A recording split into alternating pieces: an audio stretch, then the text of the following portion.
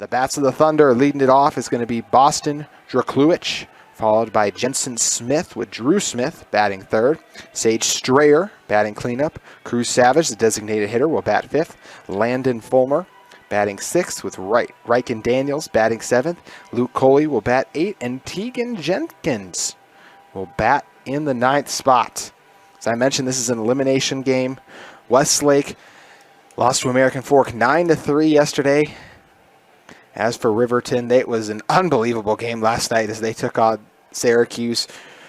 The Titans used a big top of the sixth. They scored 5 runs in that one to eventually beat Riverton, but man, was it close. And Riverton was just 1 run away from tying it up, potentially 4 in extras. And they had the bases loaded, so they were even close to a walk-off victory. So win or go home, those are the stakes in our first 2 games of the day. And as Draculich is ready, so are we to begin day 2 of bracket play.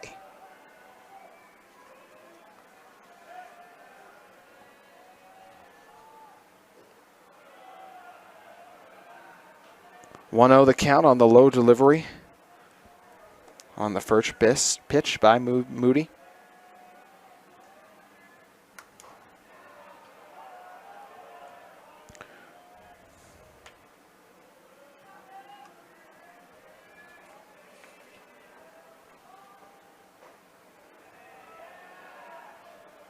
First strike of the at-bat is delivered. Drakluich in yesterday's action didn't have a lot of success, but he lifts the first one deep into left field. It'll go back, take a bounce before hitting the fence, and Drakluich is going to stretch that into a double as he slides safely into second. Boston Drakluich getting the bats hot early for the Thunder.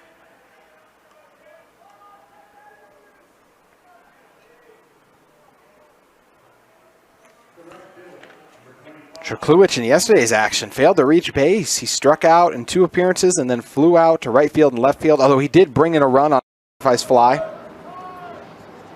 So Drakluich with his first base hit of bracket play. That'll bring up Jensen Smith. Smith in yesterday's action reached base in his first plate appearance on a well-hit ground ball down the third baseline, although he was caught stealing after. Then flew out to left field, grounded out to second, and tried to bunt, but was retired at first.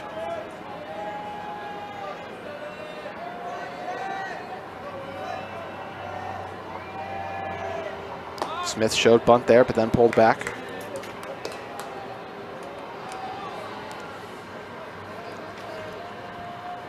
Thunder are led by head coach Billy Schlee. 3 years, 26 wins, 60 losses after yesterday, but this is a Thunder team that's really hot. Was really hot coming into the tournament. They had 4 straight wins going into yesterday's action. That one nearly squeezed away from Allred, but he's able to trap it.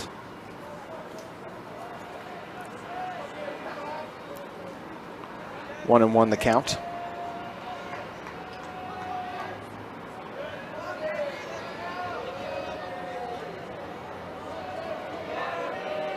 Moody. Delivers strike 2. This is the Thunder team that was the 15th seed in the tournament. They defeated Roy 13-3 and then 6-4 in 2 straight games. And then they upset the 2-seeded Cypress Pirates. Cypress was one of the top teams in the state, obviously earning that 2 seed. And Westlake beat them in back-to-back games 4-3. That one awkwardly fouled off the bat. Mentioned Westlake fell in that to the 7th-seeded American Fork Cavemen to find themselves in this elimination game. The winner of this game will be the first in our losers bracket game tomorrow. They will take on the loser of the American Fork Syracuse game. The 1-2 delivery, Moody.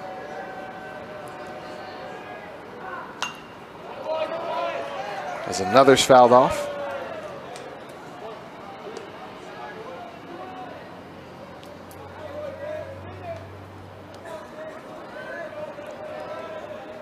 Smith trying to reach base for the 2nd time in our tournament.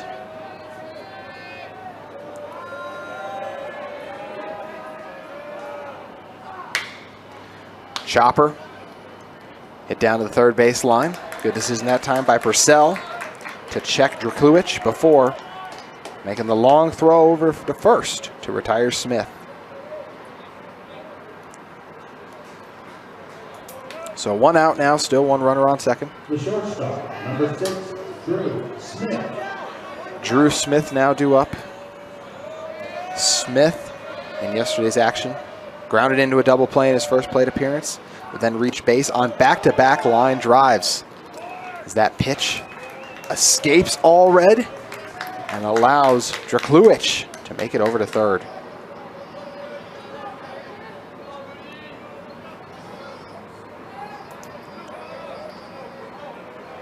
Cooper Hansen got the start on the mound yesterday for the Silverwolves, and it ended up being his first loss of the season.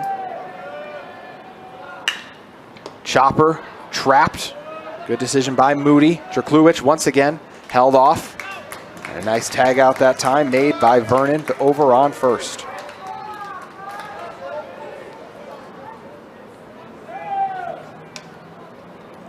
It's a great play that time by Moody to collect that one. Number 99, Sage Strayer. So 2 outs now. Sage Strayer will get the start on the mound for the Thunder. Now due up to bat. Strayer crushes the first one into center field. It's a high-flying ball that is collected by Cooper Hansen. So the Thunder forced to leave 1 stranded on base after getting 1 hit in the top of the first. We'll see if the Silverwolves can break the tie as we shift into the bottom of the first. Silverwolves shifting to the offensive. It'll be Caden Allred, the leadoff hitter, followed by the designated hitter, Zach Edwards. Drake Purcell will bat third. Alex Vernon will bat cleanup, followed by Dylan Zulo. Carson Moody batting in the 6th spot. Remington Robinson will bat 7th, followed by Cooper Hansen. And Easton Hicks rounds out the order for the Silverwolves.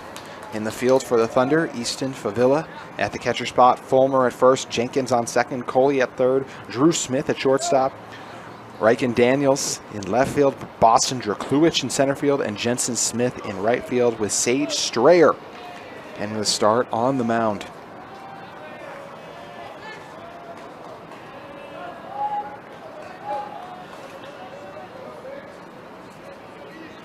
Allred in yesterday's action flew out to left field, flew out to right field in his following 2 plate appearances, but in his last appearance inside the batter's box, crushed one into right field for his first base hit of the day.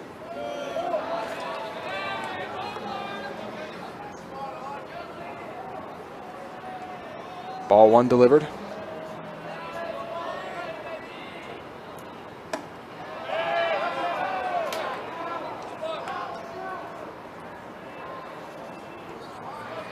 Allred takes ball 2.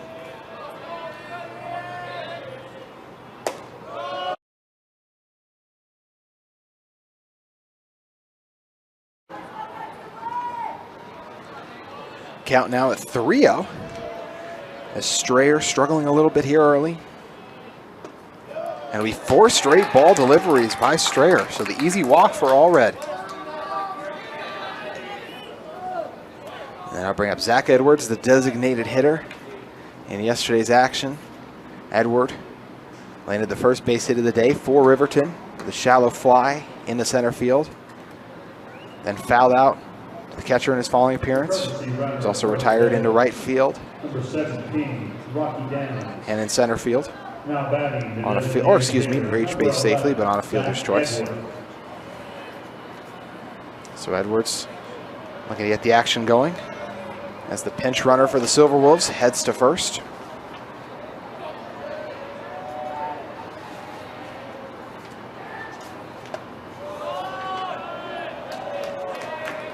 That pinch runner is Rocky Downs, the freshman. Trusted too early. Strayer delivers a strike to Edwards. His first of the day. It'll be an 0-2 count after that one's fouled off by Edwards.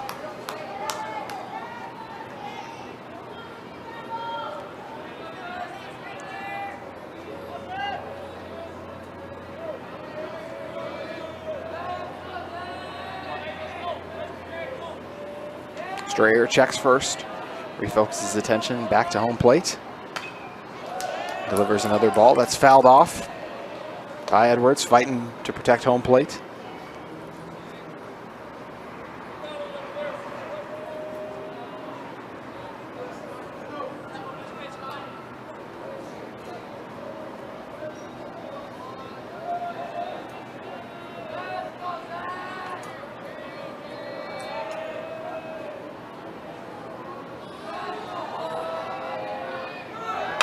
And Edwards blasts one into center field, but it's right to the center fielder, Dracluich, who retires him for the first out of the inning.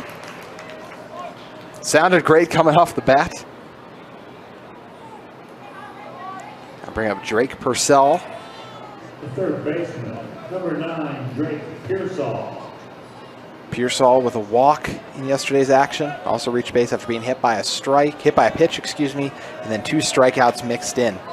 So Purcell yet to reach base via the hit.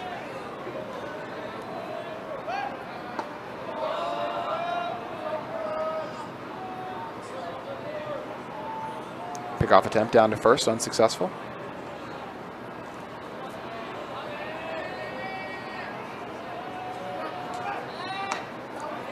It's a Riverton and Westlake team that come into this game in very different positions if you look at how their season played out. Riverton was 12-3 coming off of last season's state championship run in 12-3 in region play and 18-6 overall, while the Thunder were 12-19 overall, but just 1-15 in region 4 play.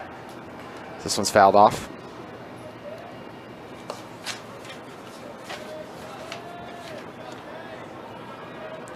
Downs was already on the move, so he's forced to head back to base.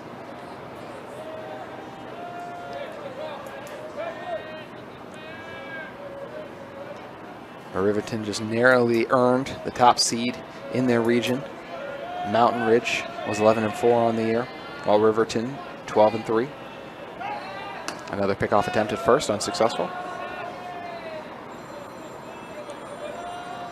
This is a Thunder team that, once again, as we said, they may have gone 1-15 in region play, but then postseason starts and what they do, 4 straight wins, and they had the loss yesterday to American Fork, but still so strong for so much of the season. And 12-19 overall, they were really strong and went into region play with a record over 500. Count still 0-1. Pearsall takes ball 1 there.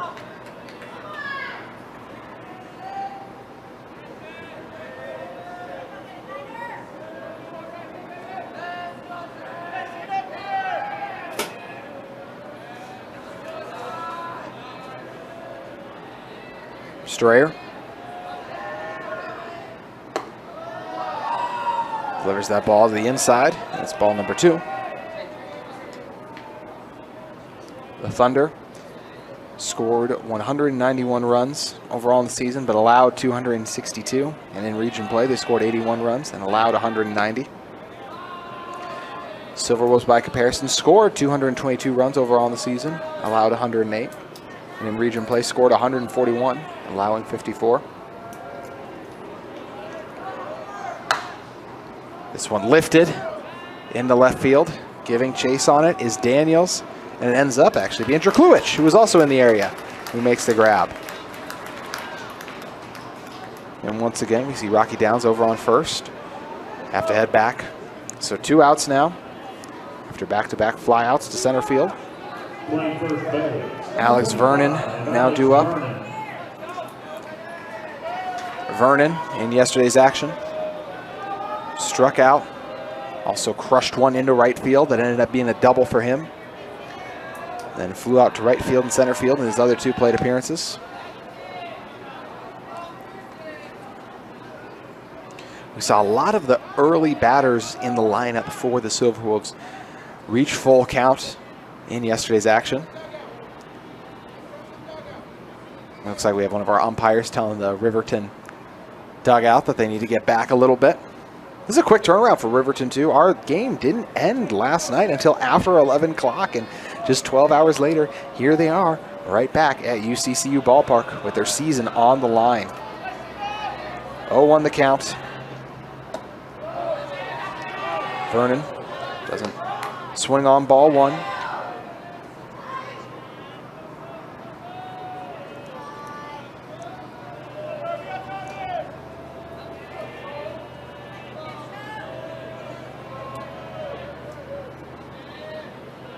Strayer tries for another pickoff attempt, once again unsuccessful.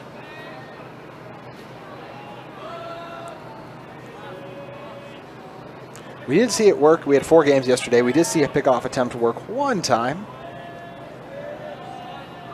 But more so just trying to keep the base runner on the base pads. But either way, he'll be moving on first contact with those 2 outs, as we'll see Vernon take a second to reset.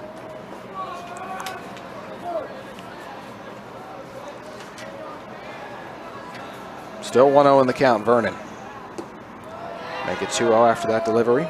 Our 11 o'clock game yesterday featured a matchup between the top seed in our tournament and another Region 4 opponent in the Sky Ridge Falcons, taking on another Region 4 foe in the Pleasant Grove Vikings, the 8th seed. It was a great battle that went all the way into the 8th inning. Neither side scored a run until the bottom of the first, when Sky Ridge scored in walk-off fashion. Favilla tried to rush the throw and ended up losing the ball. So able to successfully steal second for Lehigh that time was Downs. 2-1 the count.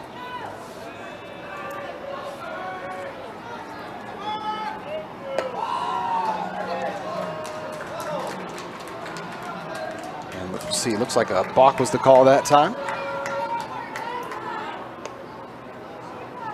So because of that, that now puts Downs on third, firmly in scoring position, but with 2 outs.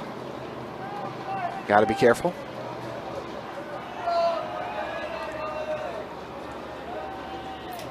Strayer trying to even the count at 2 apiece. And he'll do just that.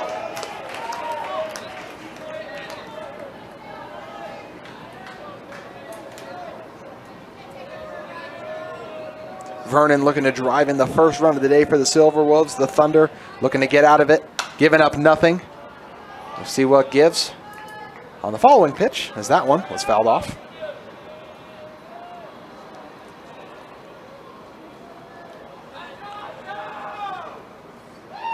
Speedy Downs, ready to move on first contact.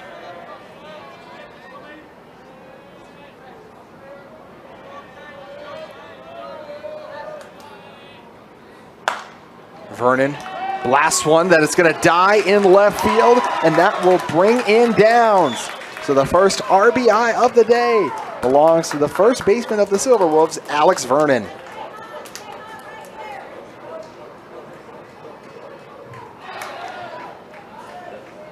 The second baseman, number 6, Dylan Zulo.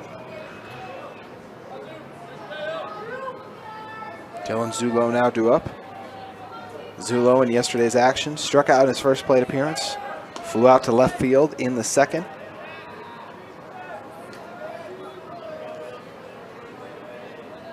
He's also hit by a pitch, and in his final at bat, brought in a line drive. He launched into left field late in the bottom of the 7th in that Silverwolves comeback that just fell short.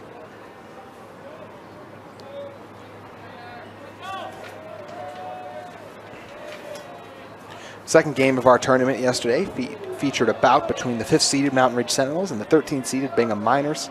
In that one, Mountain Ridge was able to clean it 10-3 in 7 innings over Bingham.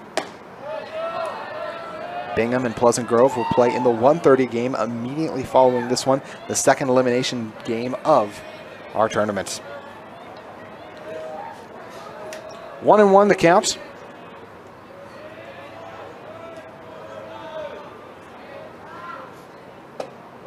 Strayer inside there.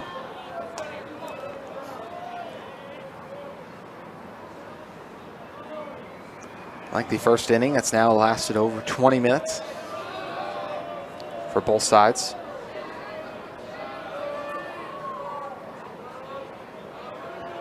Zulo.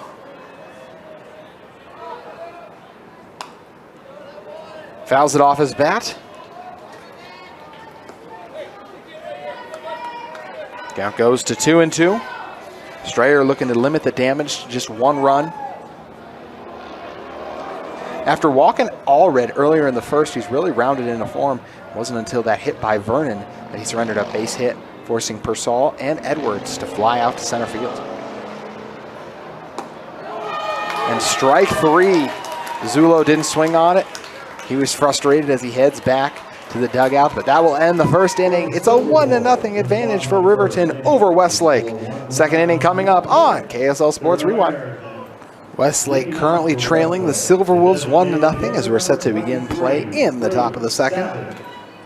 A reminder, the winner in this game will go on to face the loser of our 4:30 game between the 7th-seeded American Fort Capemen and the 14th-seeded Syracuse Titans. And then the winner of that game at 11 o'clock tomorrow will go on to face the winner of the following game. Or actually, they'll just await the winner of that American Fork Syracuse game.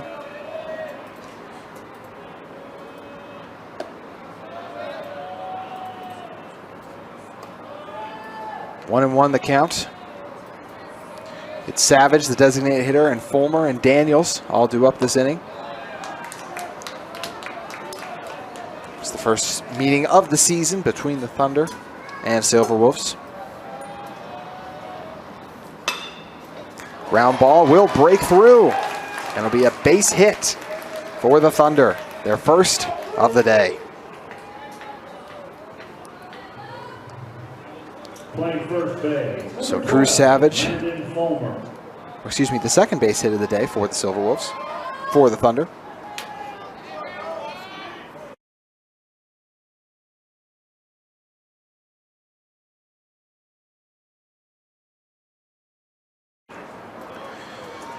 That'll bring up Landon Fulmer.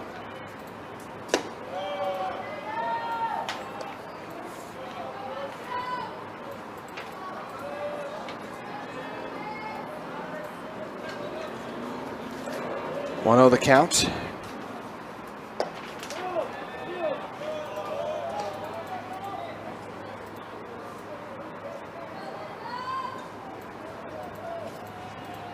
Moody.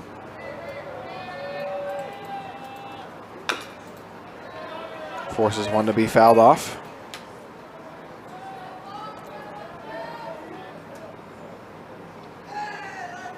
Savage, with the base hit here early in yesterday's action, had 2 walks and then struck out.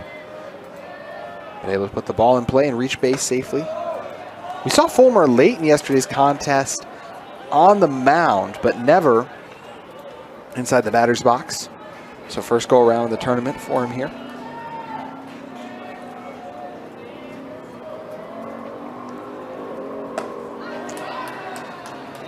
It'll be full count after the swing and miss by Fulmer.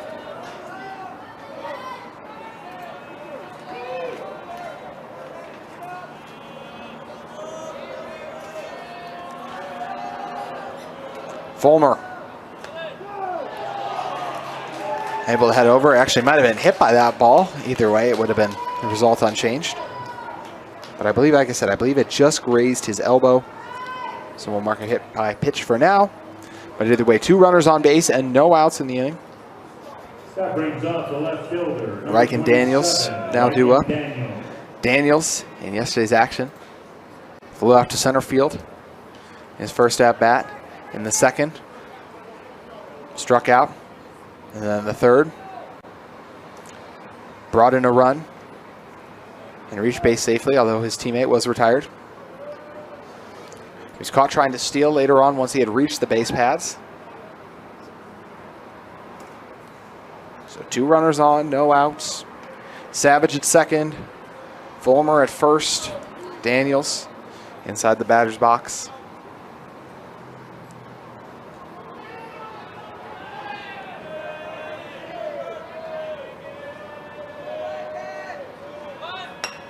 The bunt attempt sails in the air and just ends up in foul territory. It was a well-placed bunt had it been fair by Daniels. Coley and Jenkins on deck, rounding out the batting order for the Thunder. And then we back to Drukluich at the top of the order.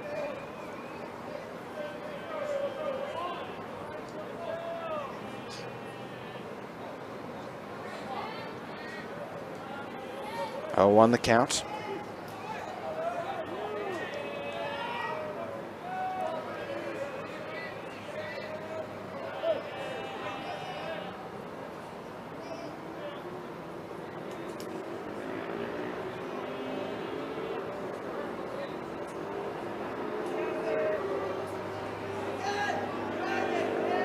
Daniels awaiting the delivery.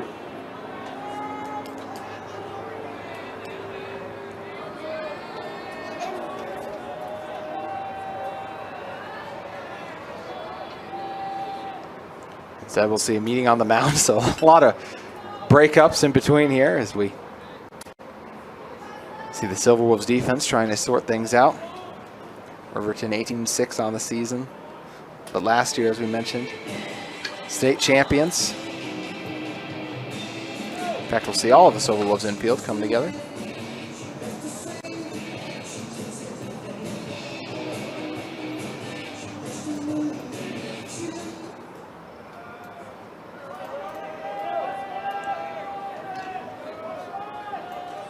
Riverton in last night's game led for every inning until the 6th. Pickoff opportunity over to second. Did they make it? They do. So that time leaking off the base pads was Savage. And a smart play by Allred to come out and make the throw. So the count's still 1-1 for Daniels, but Savage caught stealing.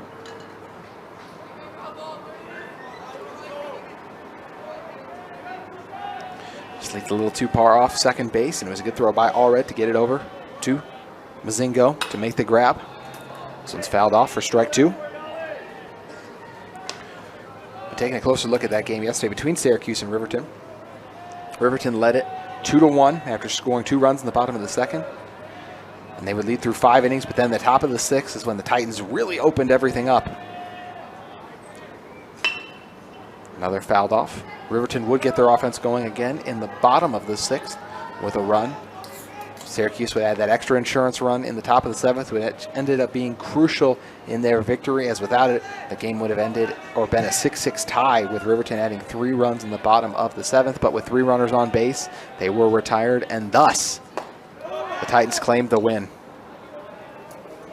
2-2 the count.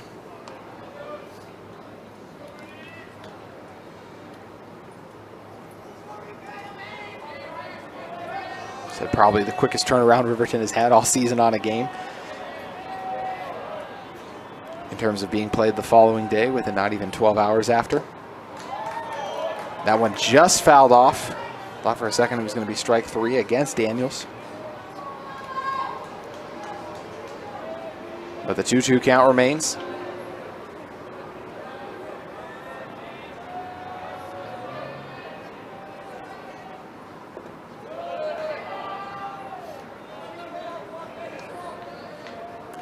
Count goes to full off that ball delivery. Moody in danger of putting more Thunder base runners on. There's a little bit of confusion over the count, something the Silverwolves are familiar with after we had issues last night with Syracuse. The chopper ends up in foul territory. A lot of long at-bats here early. Both batters trying to wait on that perfect pitch.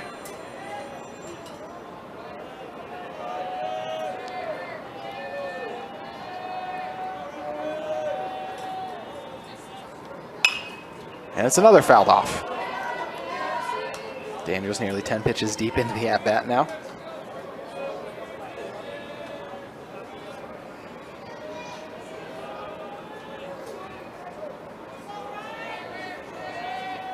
Reagan Daniels watches strike 3 go by. First strikeout of the day for Moody, and second out of the inning.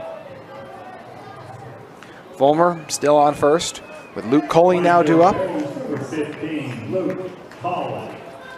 Coley in yesterday's action was retired at first on a bunt attempt, but did advance his teammate, then walked and flew out to left field.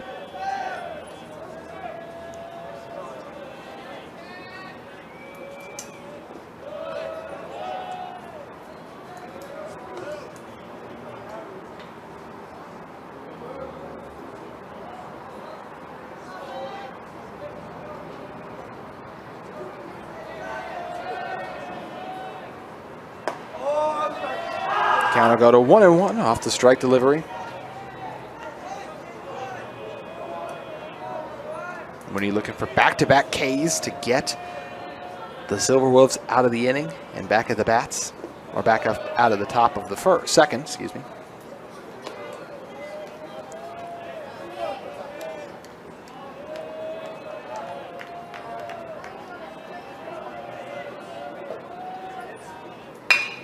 Ground ball fielded cleanly by Zulo, who gets it over to first to Vernon with ease.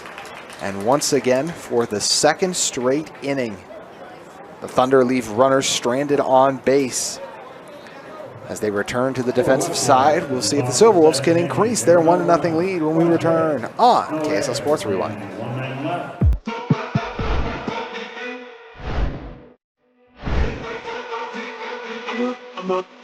Okay.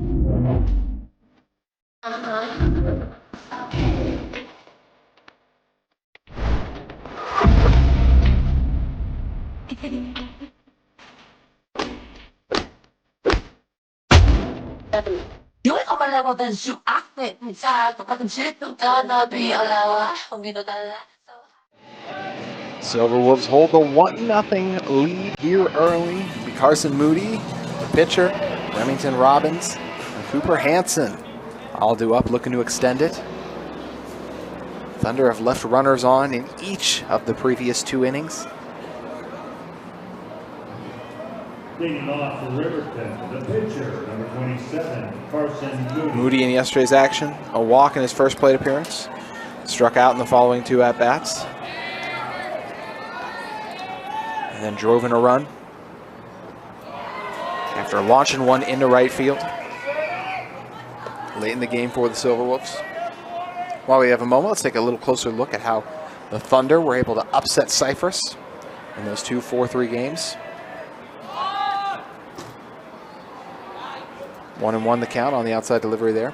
But in that first game, when Westlake took on the 2-seeded Pirates, Westlake would score the first run in the top of the 3rd. They would give up 2 runs in the bottom of the 4th to the Pirates, but then scored 3 runs in the top of the 6th and held strong defensively in the 7th to secure the 4-3 win. They had 10 hits in that game against Cypress, as the Pirates couldn't match their offensive productivity. Count at 2-2.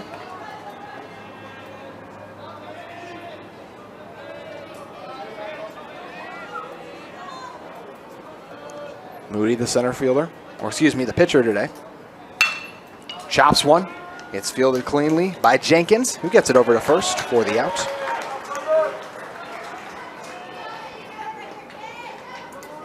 So Moody's retired in the exact same fashion. We just saw our previous inning come the top of the 1st, top of the 2nd come to an end. Remington Robbins now due up. Robbins in yesterday's action walked in his first plate appearance, then drove a line drive directly at the pitcher. That was caught. Then a strikeout, and reached base and drove in a run in his 3rd plate appearance.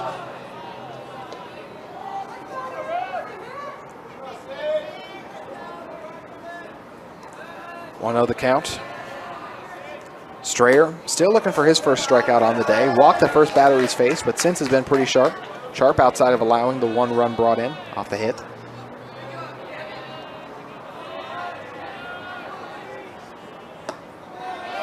High delivery for ball 2.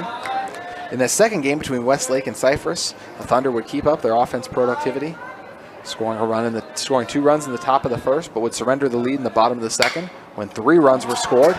This ground ball breaks free as it was hit wet perfectly in between Jenkins and Fulmer. Neither one really went for it, and because of it, it's a runner on base now for the Silverwolves.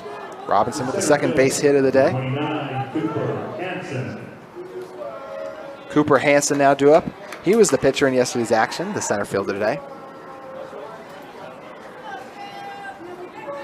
Hansen reached base in his first plate appearance, and his 2nd fouled out into left field. Drove in a run in his last 2 plate appearances, one of those via walk and the other with a rocketing shot he drilled into right field.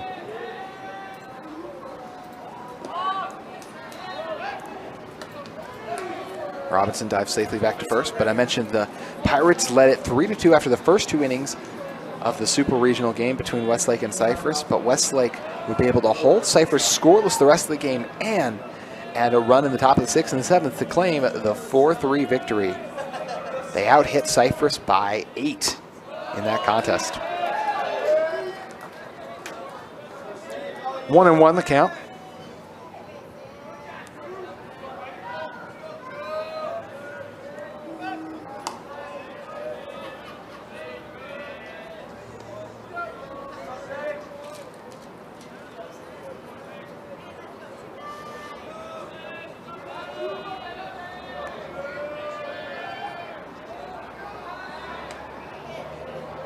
Another unsuccessful pickoff attempt.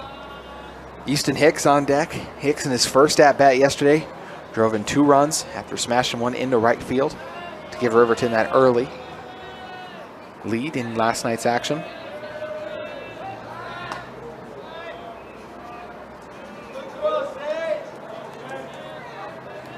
Mentioned Westlake's loss to American Fork yesterday. The Thunder were the first to score, scoring a run in the top of the 3rd, but then American Fork would pour it on late in the game, scoring 2 runs in the bottom of the 4th, a run in the bottom of the 5th, and 6 runs in the top of the 6th. They didn't need to bat in the 7th, with the 9-3 advantage lifting them to victory.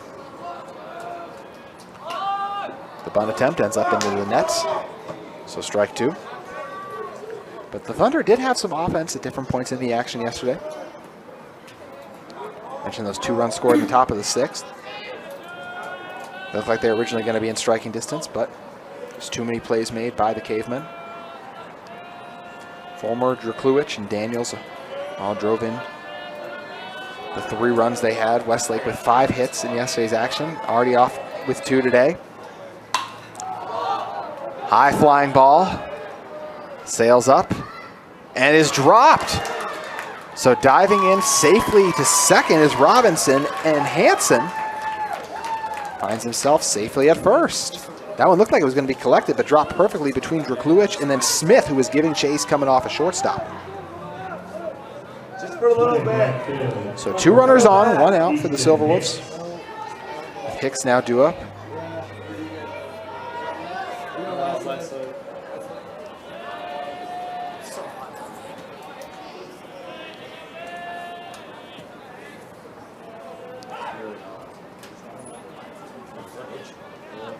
Hicks in yesterday's action mentioned the 2 runs he brought in via the RBI. Also had a walk and a strikeout, and tried to close the game yesterday for Riverton, pitching for them in the top of the 7th. Hicks grounds one. It's fielded cleanly. Chance at a double play for the Thunder, and they're able to make it. So credit the Westlake defense. It was Smith who got it over to Jenkins. Second baseman came over to cover second, and then they turned to 2 to get it over to Fulmer and complete the double play and get out of the inning. 3rd inning up next on KSL Sports Rewind. For Riverton, the bottom of the 7th. Moody still on the mound for Riverton so far. He's allowed 2 hits, but no runs, and back-to-back innings. Riverton has forced Westlake to relieve runners stranded on base. They'll face off against Tegan Jenkins, the last batter in the order for the Thunder, before we return it back over to Drakluich and Smith, who are on deck and in the hole respectively. Jenkins in yesterday's game batted 8th instead of 9th, as him and Coley ended up switching places for this game. In his first plate appearance, had a successful bunt. He laid right down the 3rd base line, then struck out to leave 3 on base later in the game. And also struck out in his final plate appearance. Go Teague!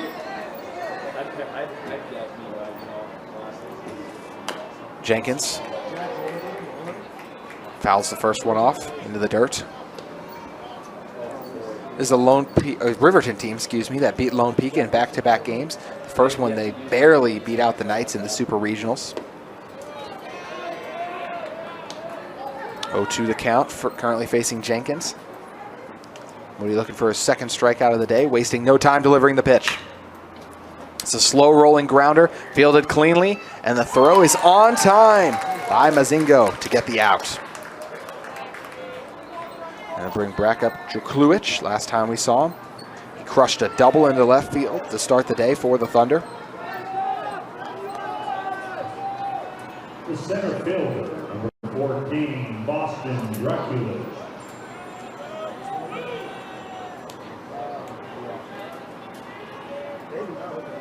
Drakluich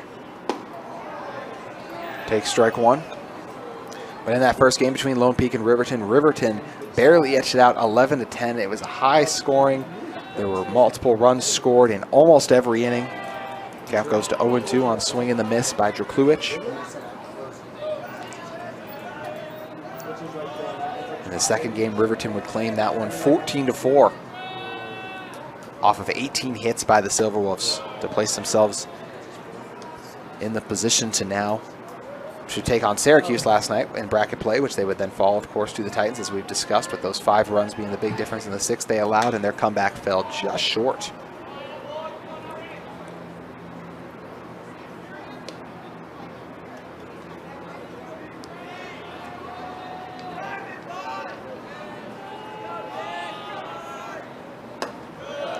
Drkulic wisely takes ball 2.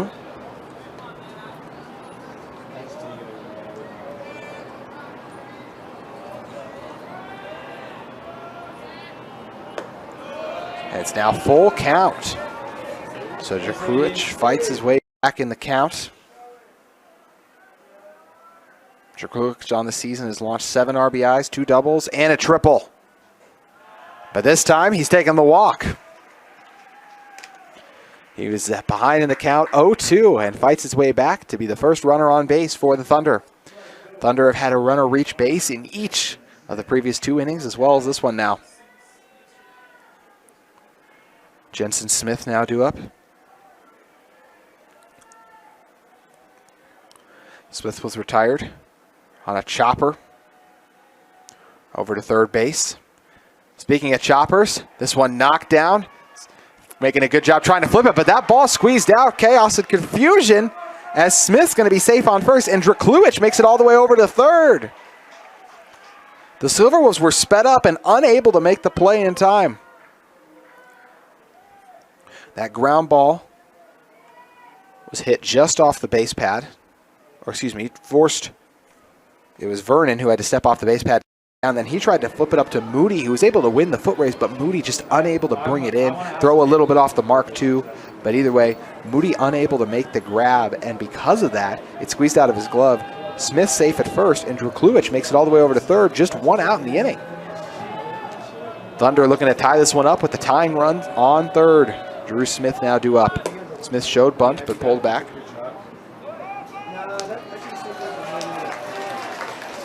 Drew Smith on the season, 21 runs brought in overall.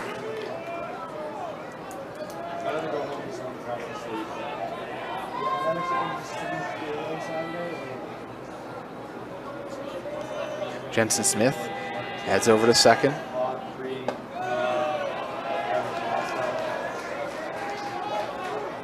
(2-0) the count.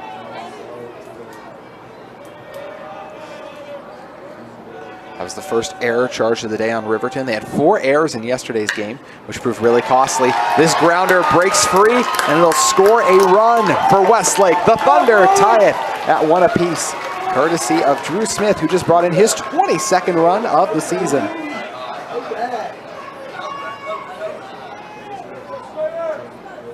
See a meeting take place on the mound as Riverton does have other pitchers currently starting to warm up. We don't expect this change to be made here. So still 2 runners on, just 1 out, but the game is tied at 1 apiece with Sage Stewart due up in a moment.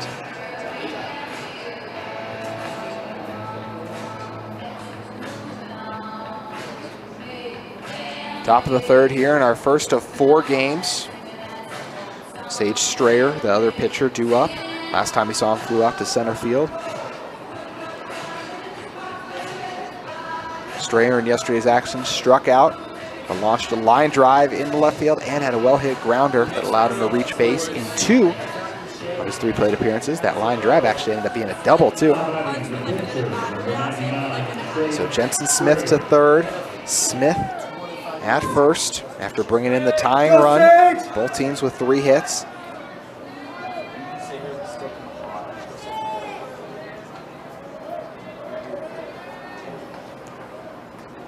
Strayer shows bunt, pulls back. And because of the situation, they're able to get the out at second, but the lead surrendered. So the Silverwolves decided to get the out, but so it's 2 outs in the inning, but now it's a 2-1 lead, courtesy of the run that came home. So curious decision there by Riverton as All Red decided to make the throw over. You can see them kind of arguing about it right now in the infield about the decision, as they are able to retire Jensen Smith, or excuse me, we retired Drew Smith going to second, but allowed Jensen Smith to score.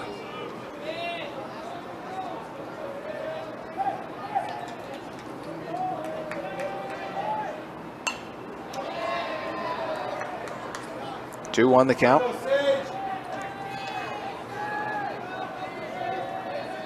Go Nines!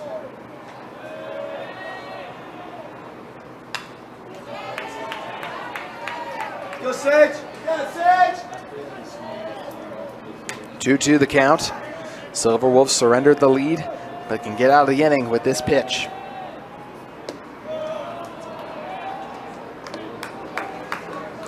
Full count now.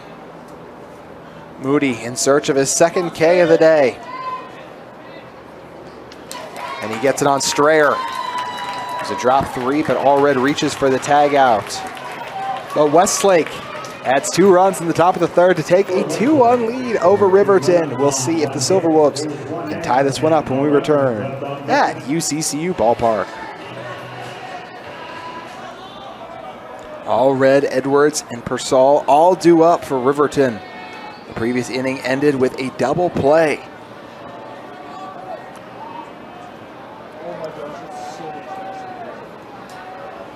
Go Sage!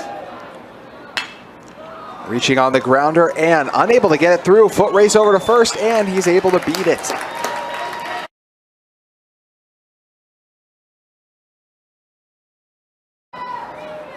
So a good start for the Silverwolves.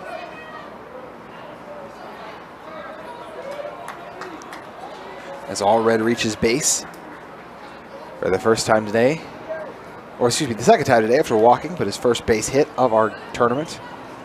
Running first base, number 17, Rocky Daniels. Now batting the Edwards now due up. Number 11, Zach Edwards.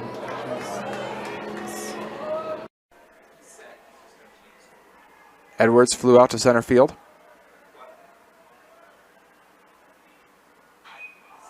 Ball's popped up straight in the air. Searching and able to make the grab. Coming off second was Jenkins.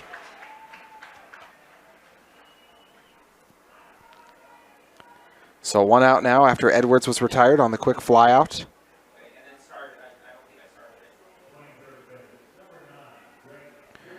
Drake Pearsall now due back up. Last time we saw him, he flew out to center field. So 1 out now in the inning. Downs the pinch runner, back on first.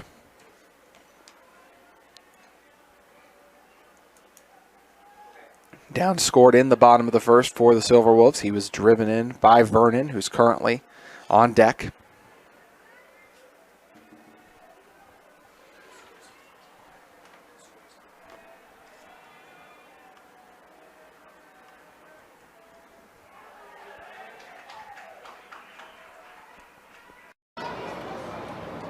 Oh, 1 the count.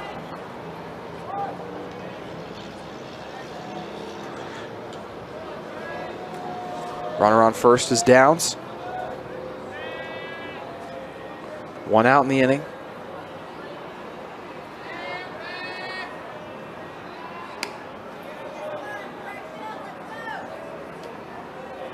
Pickoff attempt down to first, unsuccessful.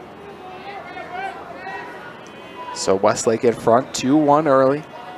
Apologize for having our scoreboard flipped, but that is the correct score, 2-1 Thunder.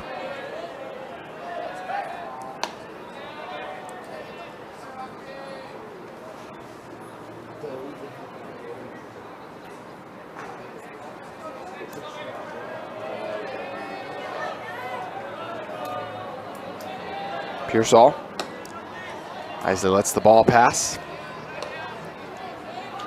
The outside delivery from Sage Strayer.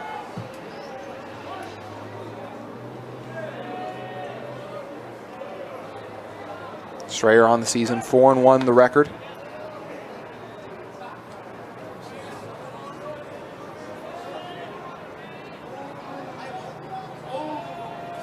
Pearsall on the season, 22 runs brought in, 12 doubles, and 3 home runs. Although now falls to 1-2 in the count after taking a hack and a miss on that one.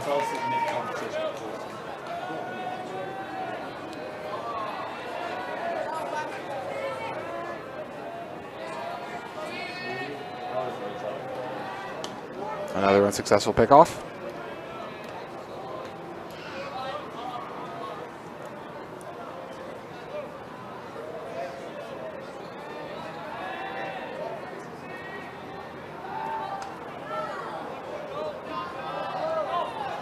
That one a little closer, but the result the same as Downs, the freshman, dives safely back to first.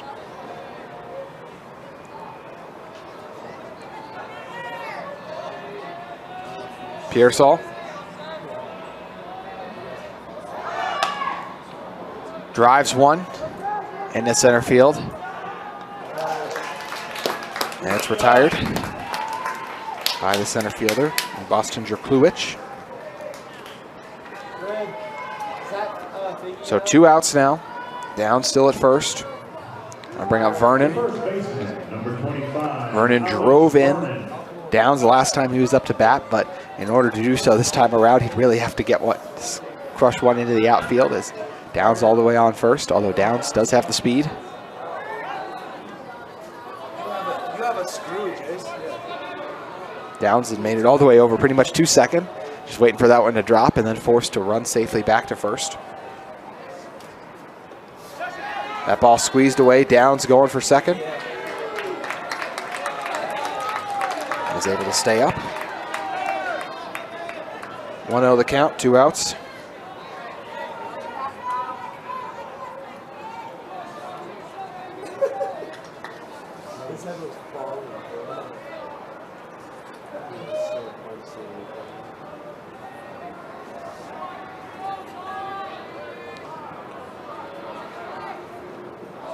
Vernon thought about swinging on it, but pulled back.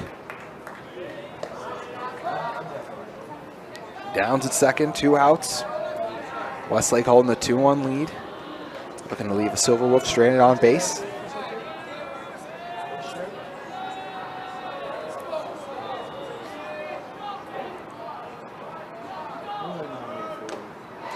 And a swing and a miss for strike one on Vernon.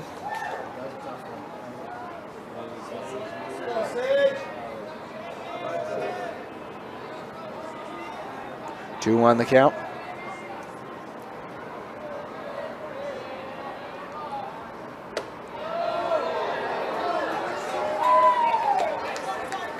Now at 3-1 off the ball delivery. Vernon on the season, 19 runs brought in, 3 doubles, and a home run.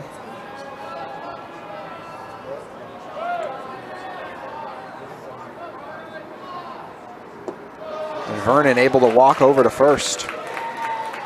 So 2 runners on base now. With Dylan Zulo now due up. Last time we saw Zulo, he struck out to end the first inning. Zulo on the season, 20 runs brought in, 8 doubles, and a triple.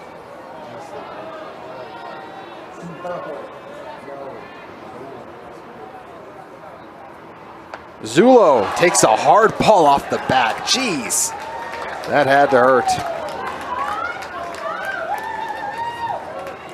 But Zulo didn't duck, he just turned and just took it in.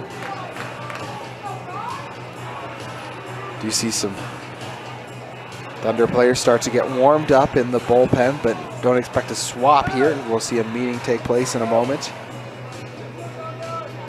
Strayer struggling a little bit. So base is loaded. With Carson Moody, the opposing pitcher, due up, but there are 2 outs, so a lot of options to retire the Silverwolves for the Thunder. And also potential on a well-placed ball in the outfield for Riverton to not just tie this one up, but potentially take the lead. Silverwolves up to 4 hits on the day, to 3 for the Thunder.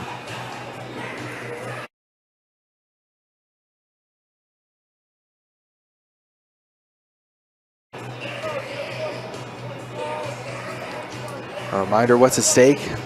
The winner will move on to play the loser of tomorrow's game between American Fork and Syracuse, and the loser's season is over. Those are also the stakes in our second game, due up at 1:30 between the Pleasant Grove Vikings and the Bingham Miners. The 8th and 13th seed will battle it out. Only one can advance. Moody, last time we saw him, grounded out to second.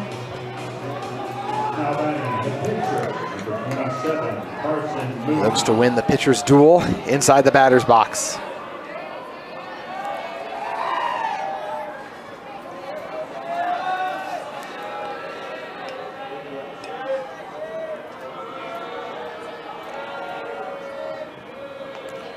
Moody awaits the delivery. Zulo on first. Vernon at second. Downs at first. 0-1 the count. Off the strike delivery. Low delivery evens the count at 1-1. Moody on the season, 15 runs brought in, 2 doubles and 2 triples. Moody grounds one and it'll break 3, scoring 2 runs for the Silverwolves. As Downs comes across home, and as does the other pinch runner in place of Vernon for the Silverwolves, and Gage Woods. So Riverton now up 3-2 off the 2 runs brought in by Carson Moody.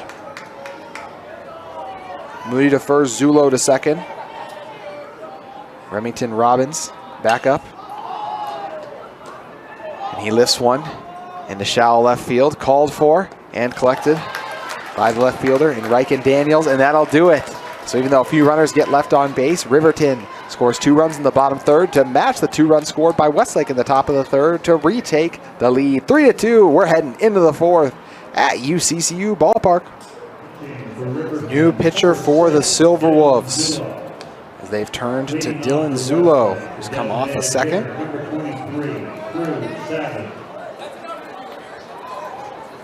And Moody is now shifted over to second.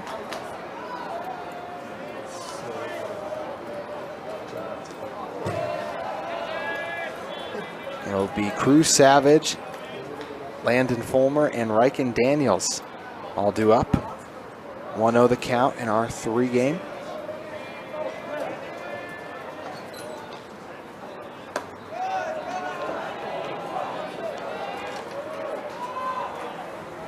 Zulo looking to find his form here early. 2 straight ball deliveries.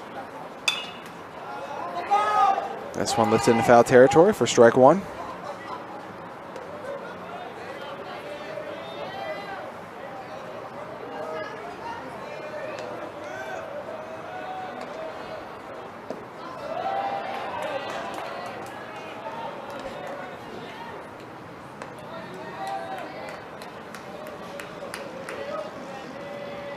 Three 3-1 the count.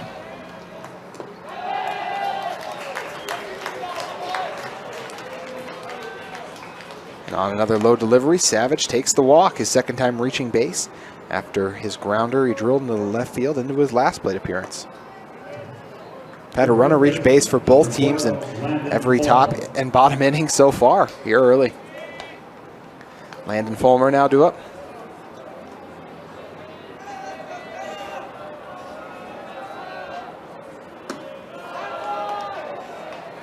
Outside delivery by Zulo for ball 1.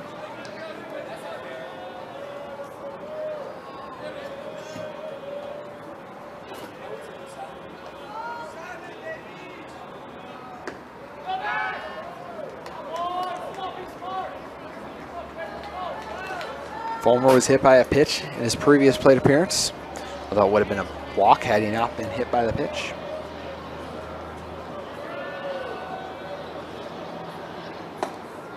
Fulmer allows strike 1 through. Count at 2-1.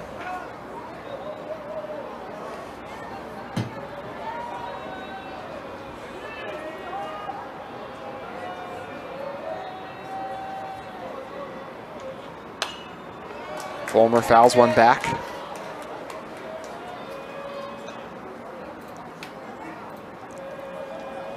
Count now at 2-2.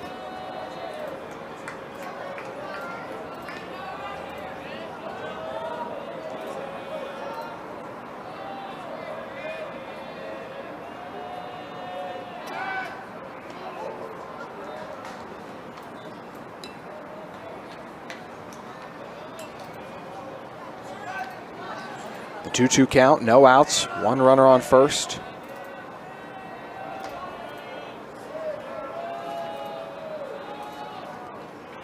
Fulmer wisely doesn't swing on that one, and we'll have full count now.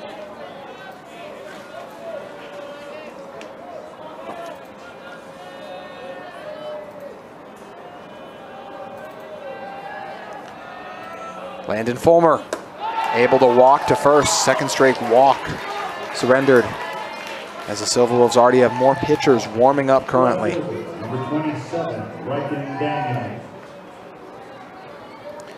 So 2 runners on base, no outs. And Daniels due up.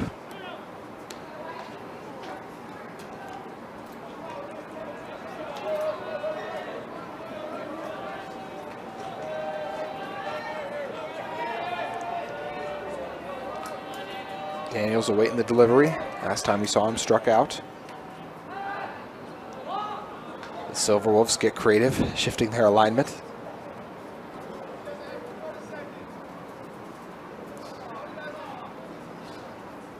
Great from Mazingo to reset at short.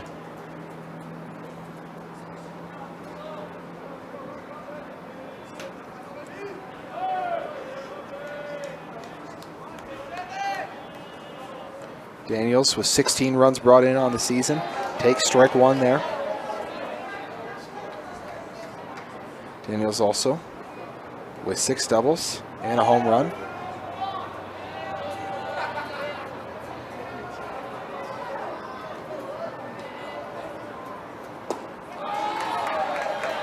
Daniels swings, falls to 0-2 in the count.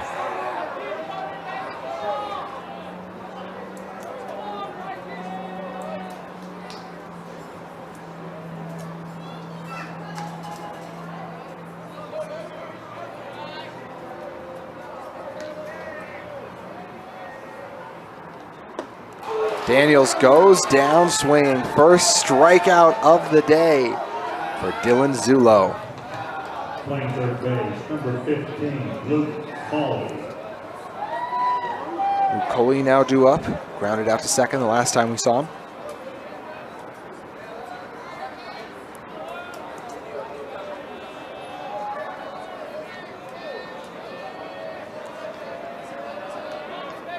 Coley on the season, 12 runs brought in, 2 doubles, and 4 homers. Coley lets ball 1 through.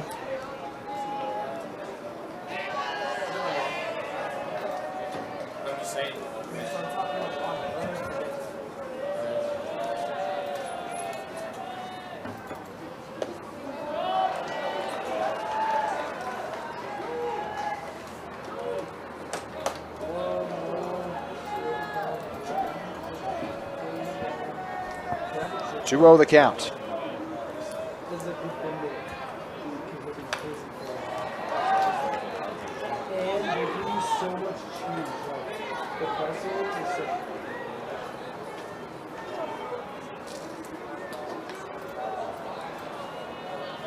Goes 2-1 after the foul off. 2 runners on in the top of the 4th. Coach Jay Applegate and his squad won the state championship last year, in danger of being eliminated in the second day of bracket play. Count now 3-1. Thunder with an opportunity to potentially load up the bases. Coley heads over to first. So 3 runners on, just 1 out in the inning. The second baseman, number 18, Tegan Jenkins. Tegan Jenkins due up after Coley's walk. Savage, Fulmer, and now Coley all been led on base via the walk.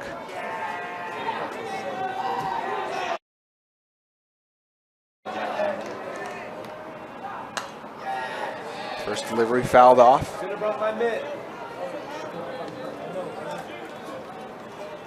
I'm jumping for that. I'm getting that every time. 0-1 the count.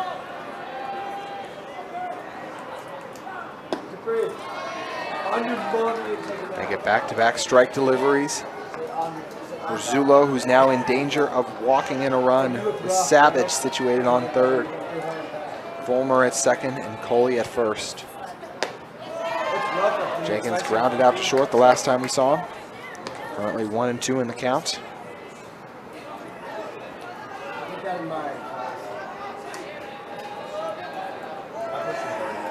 Kluich in the top of the order on deck for Westlake. Jenkins goes down swinging. A much needed strikeout with the bases loaded. Bring up Jakluich. Last time we saw him, he walked, reached full count, but was able to walk to first, and before that, crushed one in the left field for the first, and I believe still the only double of the day we've seen from either side.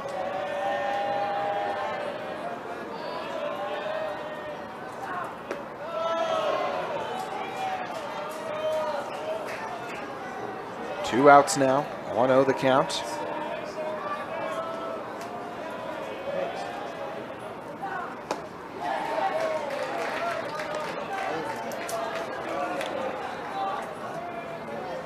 Count goes to 1-1.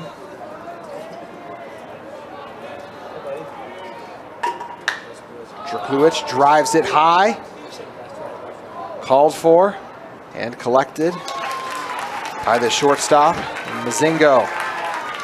And the Thunder leave 3 runners stranded on base in the top of the 4th. We'll see if Riverton can extend their 3-2 lead when we return on KSL Sports Rewind.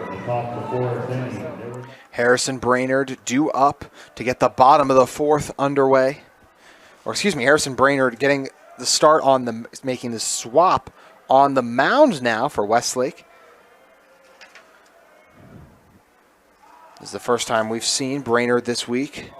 Brainerd comes in to face off against Hanson and Hicks. The last 2 orders in the batting order for the Silverwolves before we turn it over. 1-0 the count.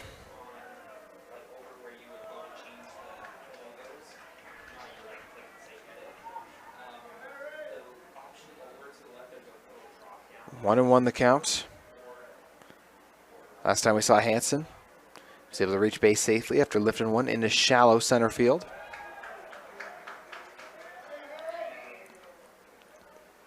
Hanson 23 runs brought in on the season, 4 doubles and 2 home runs.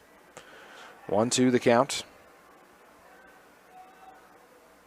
Hanson smacks one directly at Brainerd, and Brainerd makes the grab. What an adjustment as he leans back and flips the glove up to bring it in.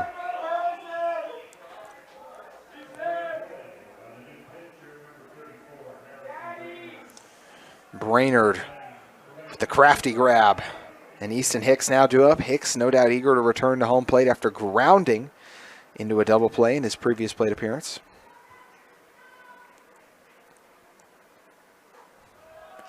Hicks had the big RBI yesterday. 9 runs brought on the season for him. Also a double and a home run. Hicks fouls off the first one. He's currently 0-2 in the count.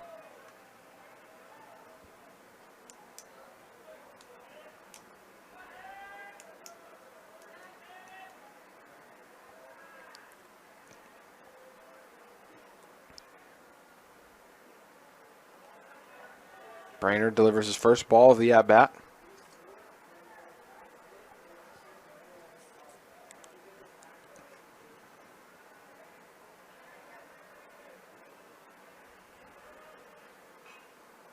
And Hicks fouls another off to stay in it. So Hicks and Allred on deck.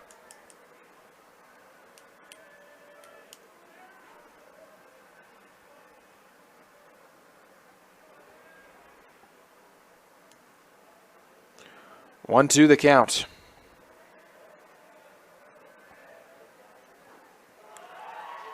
And Allred is now due up after Hicks was retired via the first strikeout for Harrison Brainerd. We've seen runs reach base in every inning so far for both sides. That could change in the top of the 4th here, or excuse me, in the bottom of the 4th. But there's 2 outs now. And Caden Allred due back up. Allred with a walk in his previous plate appearance. And then reached base safely on a grounder that just squeezed past.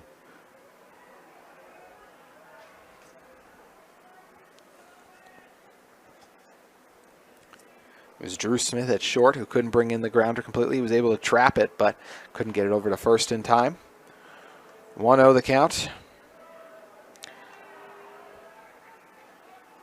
Ball 2 delivered.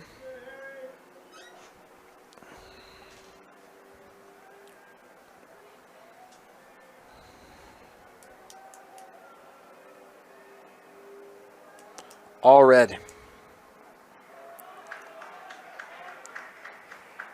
Let's strike one through.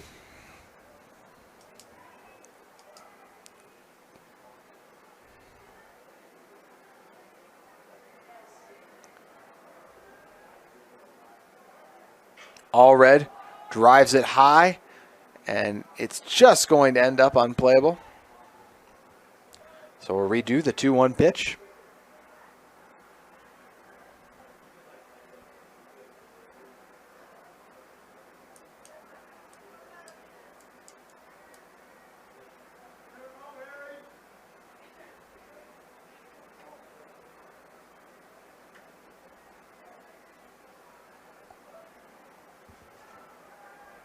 Count stands at 2-2 now. All red fouls, another off.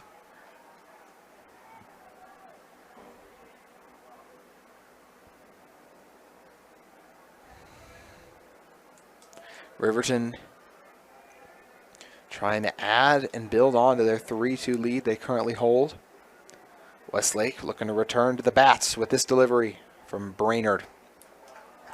Make it another ball delivery.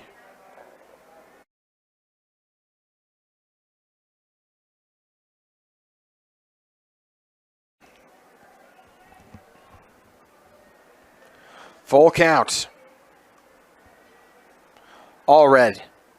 Goes down swinging. Back-to-back Ks for Harrison Brainerd, who does it all himself after that incredible catch in the first batter he faced.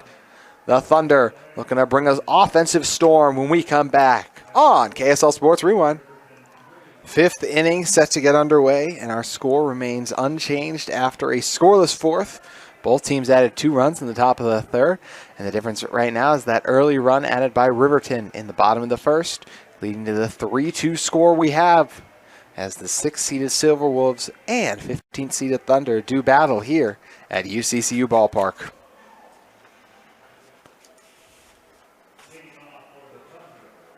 Jensen Smith now due up, Drew Smith on deck, and Sage Strayer all going to bat in the top of the 5th. Thunder down to their final 9 outs if they want to extend it.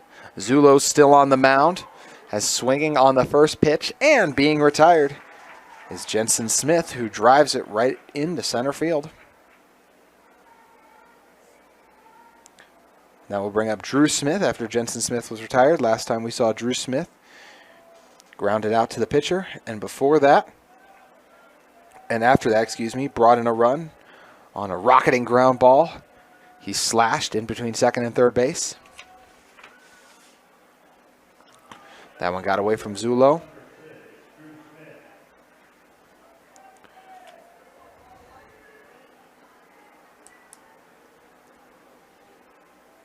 Smith.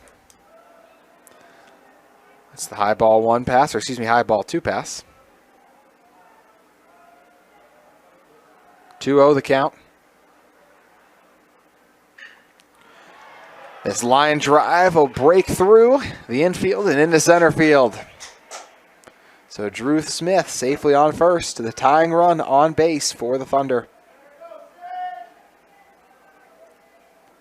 Going to bring up Sage Strayer, the original pitcher.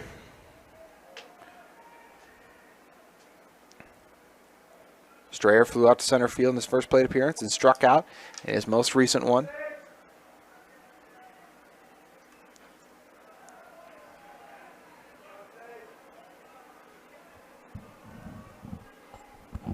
Just about 30 minutes away from our following losers bracket game between Pleasant Grove and Bingham. This hard hit ground ball fielded cleanly and unable to make the throw over to first in time was Mazingo. He took a hard bounce off the arm and just couldn't collect it in time. So 2 runners on base, 1 out now on the hard hit ground ball. That'll bring up the DH, Crew Savage, who reached base safely in a ground ball in his first plate appearance and then walked in his second. The tying run at second, the leading run on first. It's fouled off for strike one.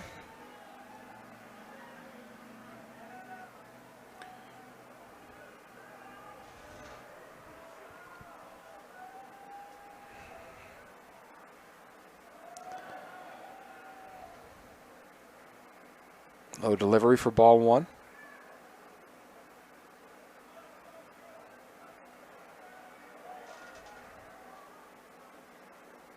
Savage takes that one off the back. The bases are loaded. There are Silverwolves sitting in the bullpen right now. It's a similar situation to what we had play out last time. Bases were loaded, but no runs given up. So we'll see what Riverton decides to do. Landon Fulmer due up now. Zulo walked 3 batters, but was able to get his team out of the inning with some clutch plays, including a strikeout. Fulmer was hit by a pitch earlier on in the game and walked. The last time we saw him doing so here would tie the game up. This ball soars into right foul territory.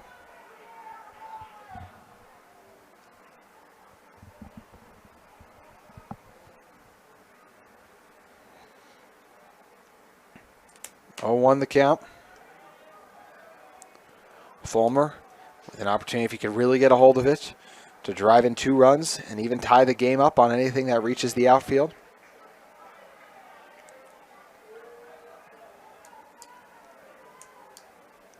Still 1 out. 0-2 the count. Fulmer fouls it back to stay alive.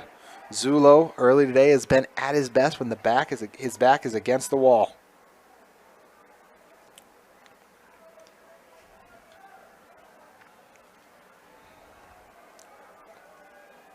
The 0-2 pitch. Fulmer with his first ball.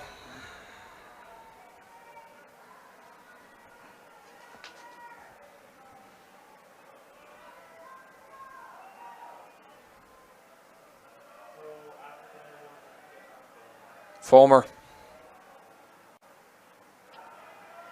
Another low delivery by Zulo. Good job trapping it that time by Allred. Count now even at 2-2 with 3 runners on base. Smith at third, Strayer on second, Savage at first, 1 out. Zulo gets strike 3 on Fulmer. Big time K for the pitcher. Speaking of strikeouts, Daniels has struck out in his 2 previous plate appearances. Doing so here would end the inning. Thunder trying to avoid back-to-back innings, leaving base runners stranded on.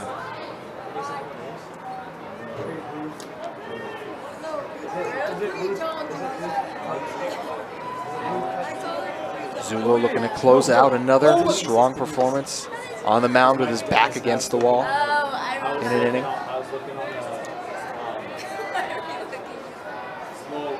I was like, I ran on your name. Well, my name's. I feel like we've talked about it before. What's mine? I can't find what's mine. The fake throw by Allred. Count at 2-0. Zulo got to fight his way back. He's in danger of walking in a run.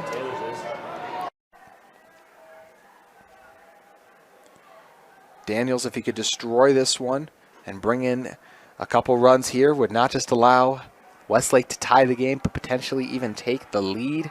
Count at 3-0 though. So Zulo in danger of walking in the tying run.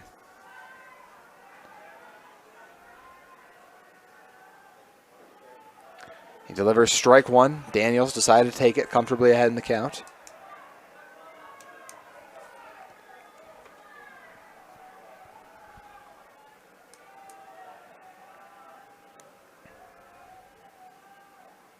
The bunt attempt, just to the outside, and that one, I thought it was, or pulled it back, the bunt attempt, but that ball seemed like it was going to be ball number 3 there, or number 4, excuse me, but instead, umpire decided it was just to the inside. So huge count here, full count for the Thunder. Zulo looking to get the K and his team out of the inning.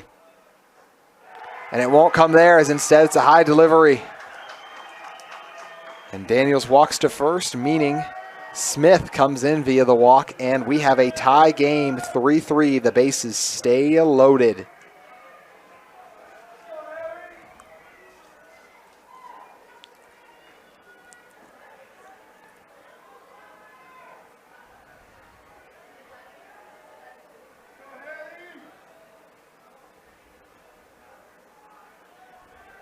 Luke Coley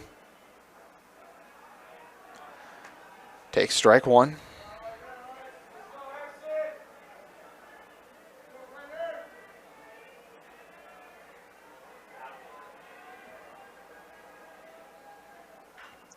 Coley cracks it into foul territory.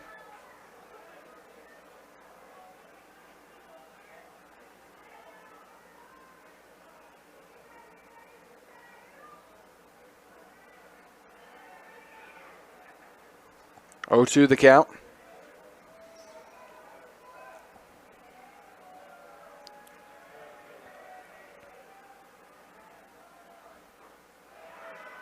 Outside delivery for ball one of the at-bat.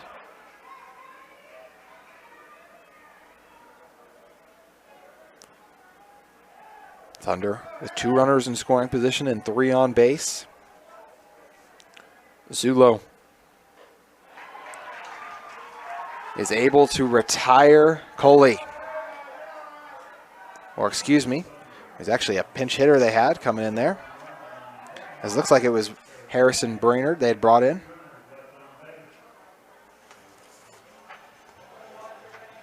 But either way, Brainerd goes down. And that'll do it. So our game now tied.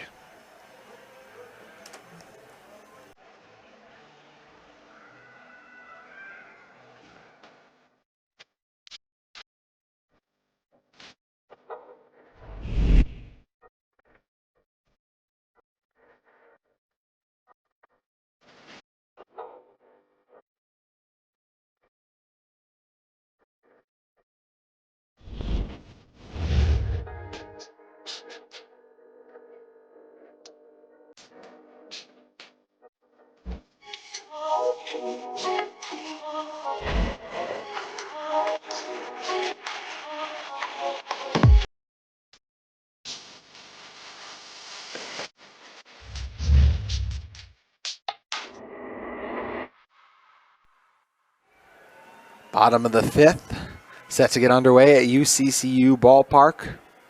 Westlake able to tie it up off a couple of just smart batting basically. One line drive, the only hit given up in that inning, and outside of that, it was just Moody struggling a little bit, or excuse me, Zulo struggling a little bit on the mound for Riverton.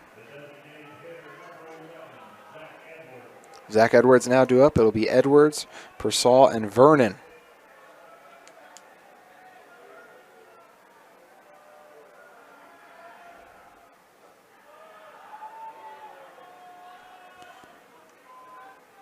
One-0 the count. Edwards popped out to second and flew out to center field in his 2 previous plate appearances. This one, he rips into shallow center field, and it's a base hit for the Silverwolves. They didn't have any in the previous inning, but he's able to land on first there.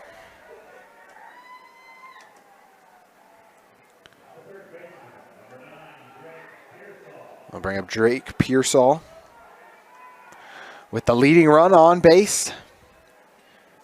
Pearsall flew out to center field in his 2 previous plate appearances.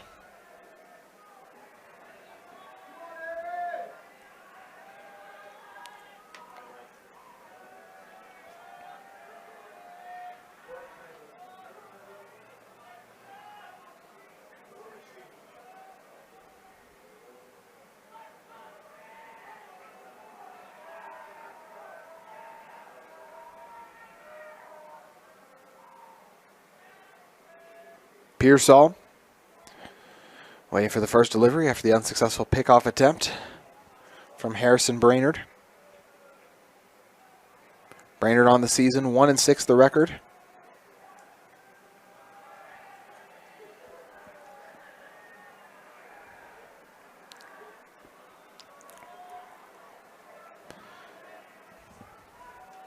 Edwards dives safely back to first.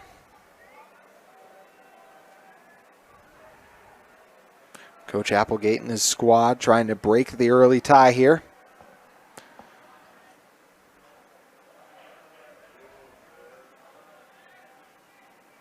Ball's fouled off by Pearsall.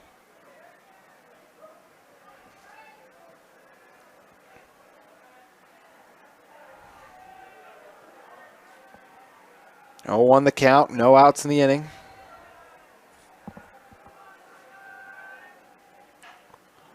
Chopper was batted for a moment. The long throw over to first makes it in time. So Pearsall is retired, but it did advance Edwards to second.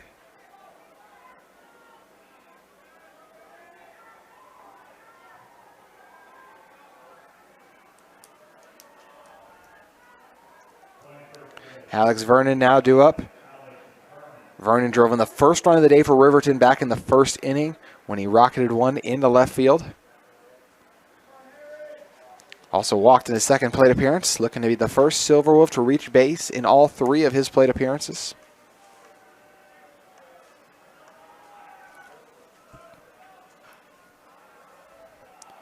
Another ball fouled back into the net, the first of this at-bat.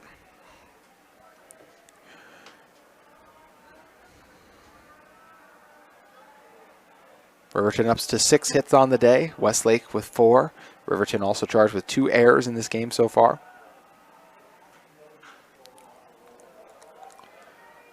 Ball's fouled off into right field.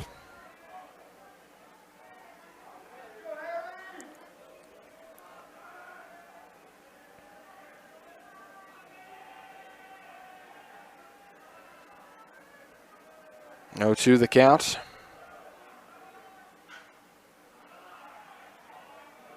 Another ball drilled into foul territory by Vernon. He's 0-2 in the count currently. Brainerd looking for another out here.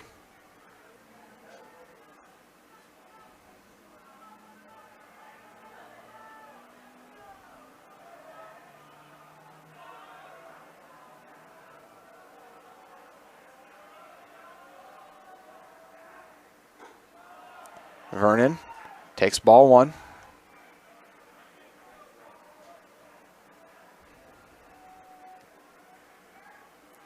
One, 2 the count. The runner on second is Zach Edwards. We're tied up at 3. Silverwolves looking to take the lead once again.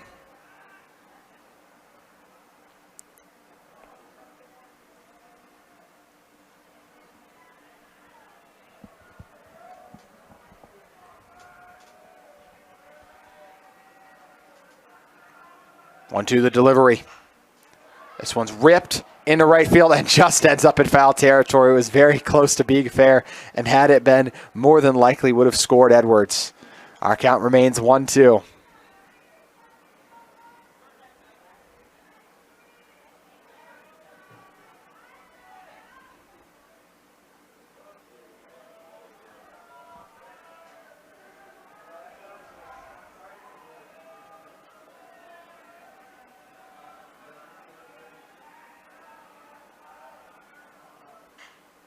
And another blasted into foul territory. A reminder, we do have another game coming up after this one, as Pleasant Grove and Bingham are set to do battle. 8th-seeded Vikings and the 13th-seeded Miners set to face off. That we are not going to make our 1:30 start time, more than likely, as this ground ball breaks through up the middle, and it's going to be a foot race, but Edwards able to tap home easily. So the RBI driven in by Vernon. 4-3. The new lead for the Silverwolves. Off a big blast from Vernon.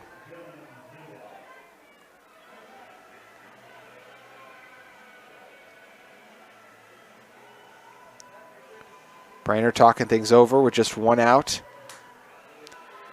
He's discussing it with Favilla.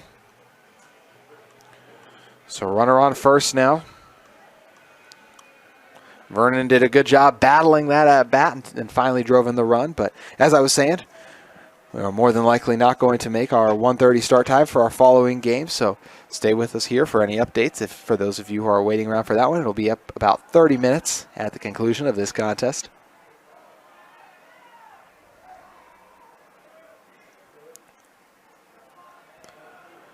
One-0 the count.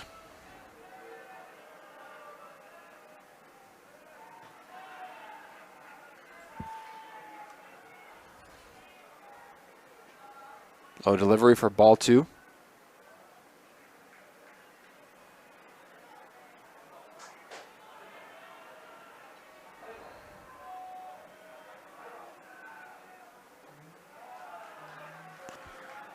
Zulo wisely, that's a high ball 3 pass. He was hit by a pitch the last time we saw him, but before that, struck out to end the first inning.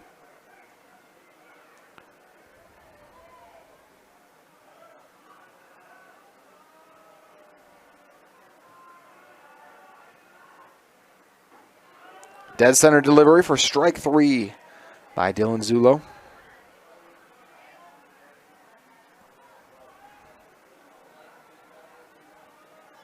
Three one the count, still just 1 out.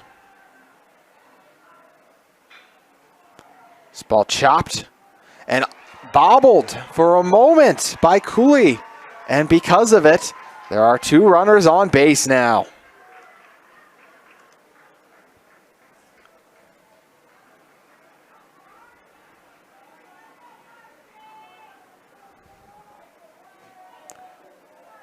Going to have a pinch hitter coming up in a moment. Or excuse me, still will be Carson Moody, so not entirely sure what the discussion was that time around. Actually, thought for maybe it was be a pinch runner, but doesn't look to be the case.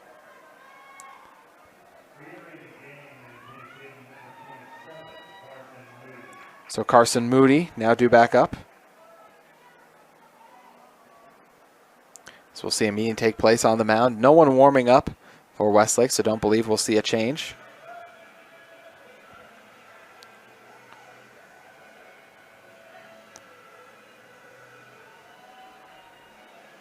Two runs driven in the last time we saw Moody.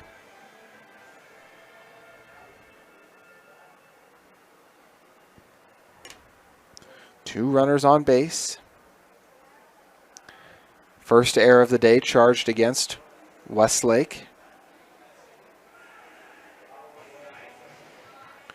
And a reminder, the winner of this will go on to play the loser of that American Fork Syracuse game. So it could be a rematch depending on how this contest plays out.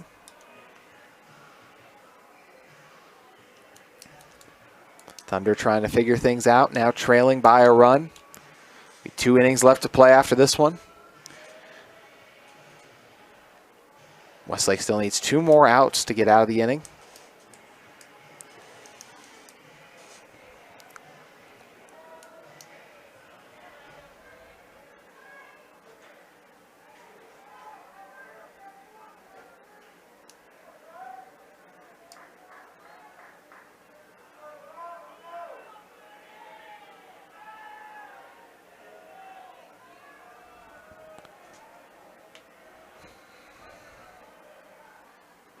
Moody. Low delivery for strike 1.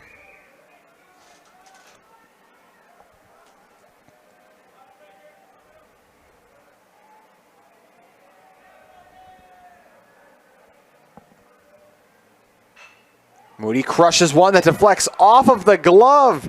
And a foot race to third. Who made it first? And they're going to say Riverton did. Wow, bases loaded. What a crazy sequence. As it deflected off of the glove of Cooley. So Moody to first, Zulo to second, and Vernon using the wheels to make it over to third just in time. Remington Robinson now due up. The bases are loaded. We're going to see action get going in the bullpen for the Thunder as they try to figure things out defensively.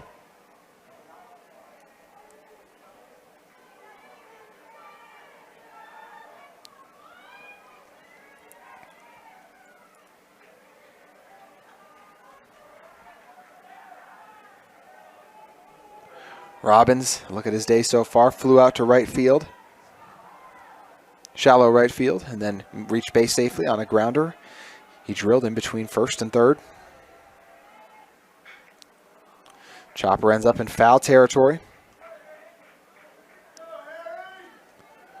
So 3 runners on.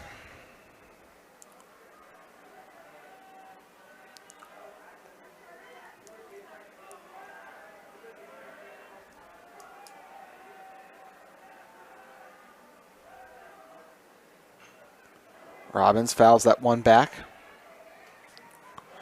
0-2 the count.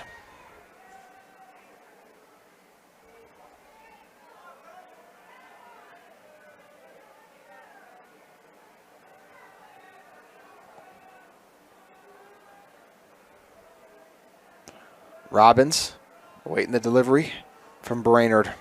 Bases loaded. Fly ball sails into left field. Vernon going to try to tag up. Vernon ends up going back and able to get back to third in time. I don't think he was going to be able to reach it in time. Great grab made by Riken Daniels out in left field and a nice throw to keep him checked on the base pads.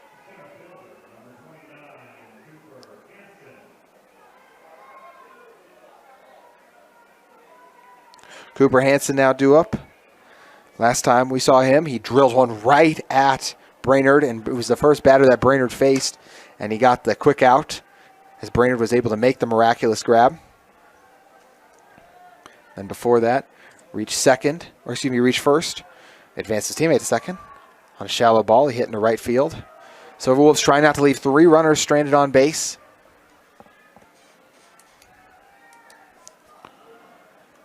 (1-0) the count.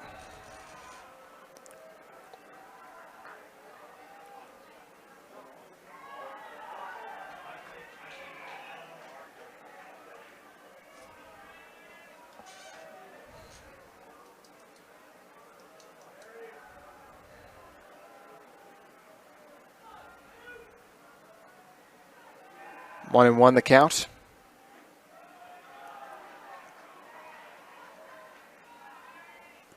Count will go to 2-1 off the low delivery.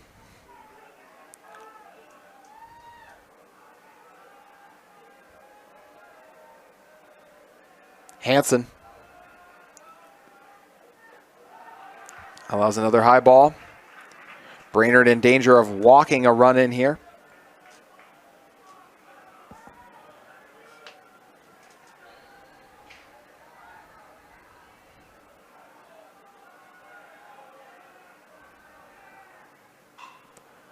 This ball launched into left field. Back on it, tracking in is Daniels, and Daniels able to make the grab. So Riverton scores a run in the bottom of the 5th, but they leave 3 stranded on. We'll see if the Thunder can get back into it when we return on KSL Sports Rewind.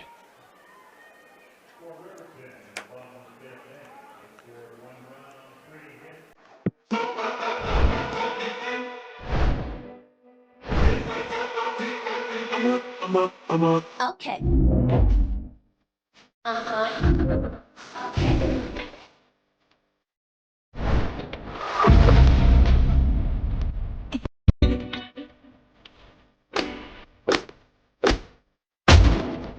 Yun ang malawa din su akit sa kapag sito na bialawa ang ginodala.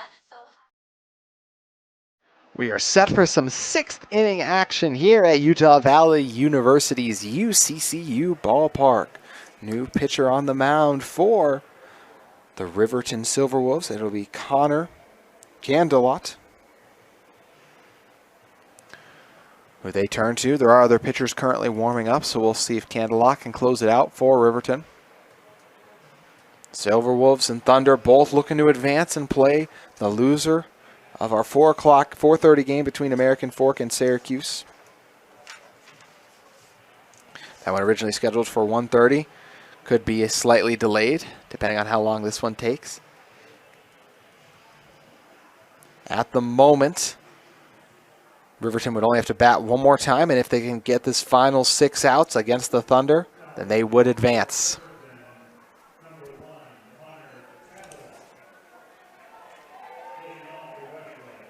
Candelot set to face off against Tegan Jenkins. Struck out the last time we saw him, and before that grounded out to short.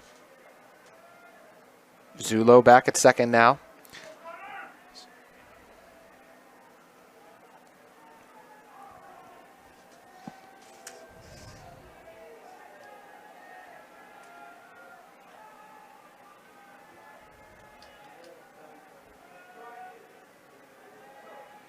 Candelot shows bunt but pulls back on it.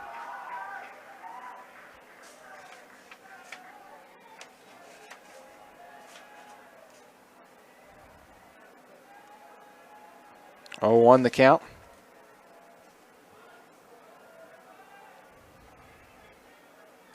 High delivery brings the count to 1-1. Last time we saw Jenkins, as I mentioned, he's yet to reach base today. Looking to turn that around. Hasn't had the most success at UCCU ballpark.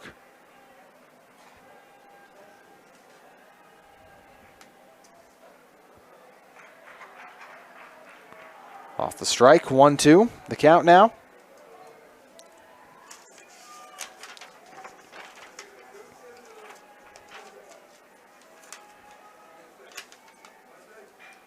Candelot fouls it off.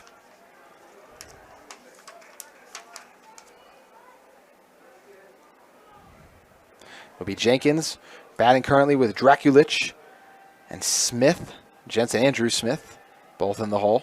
Top of the order, due up. As another's fouled off by Jenkins, determined to stay alive.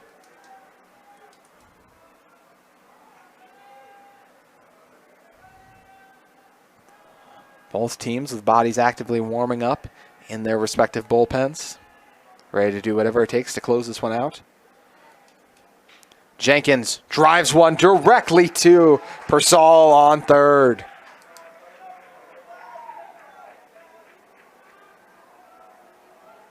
Then I bring back up Boston Draculich. Got the Thunder's hitting day started with a booming shot in the left field. He turned it into a double.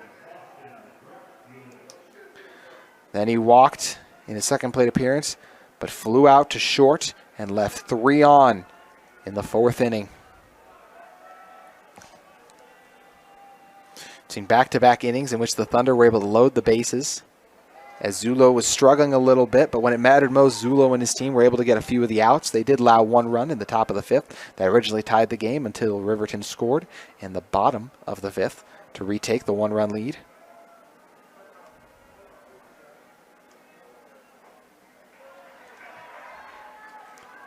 Two-0 the count.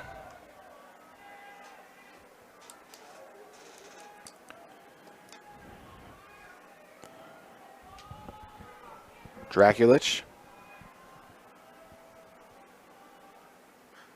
fouls another back. Candelot dialed into the zone.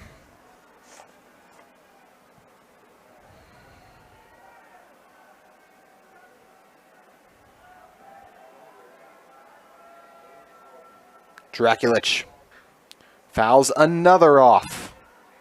As he continues to do everything he can to protect home plate.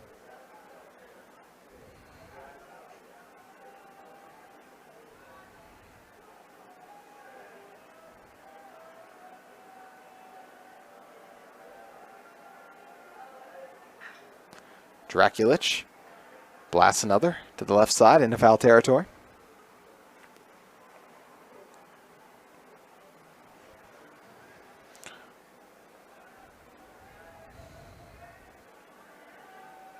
Just about 2 hours into this one now, a tightly contested contest. 4-3, 0-2 the count. Candelot looking for his first K of the day. Can't capture it on the high delivery. The first ball he's thrown.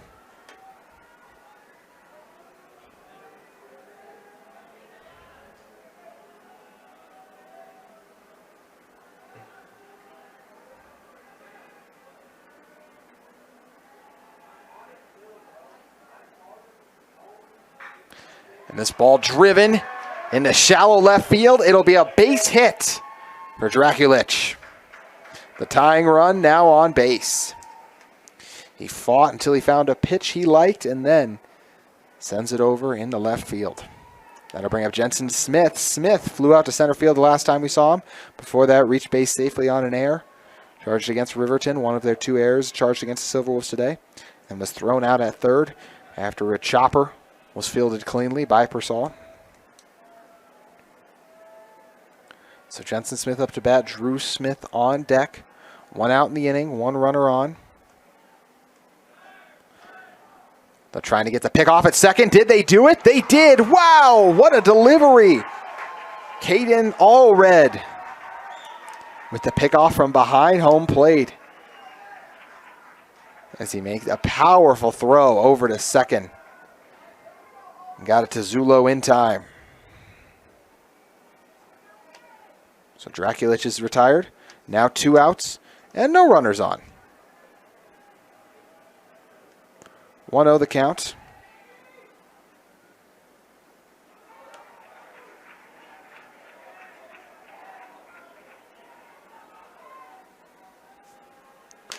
Count at 1-1. Jensen Smith was able to steal home in his previous at-bat after Drew Smith drew the ball out. Line drive ends up in foul territory.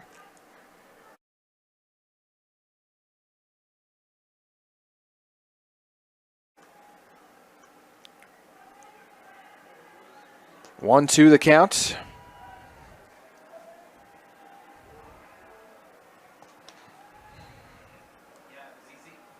Smith smashes one into foul territory.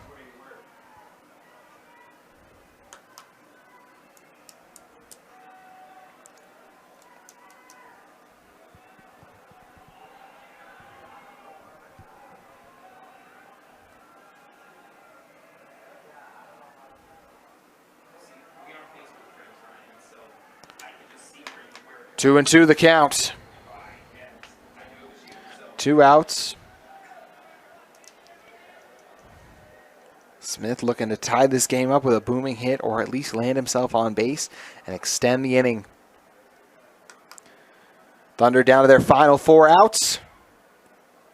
Slow rolling chopper, fielded cleanly. Make it down to their final 3 outs after Zulo is able to retire Jensen Smith.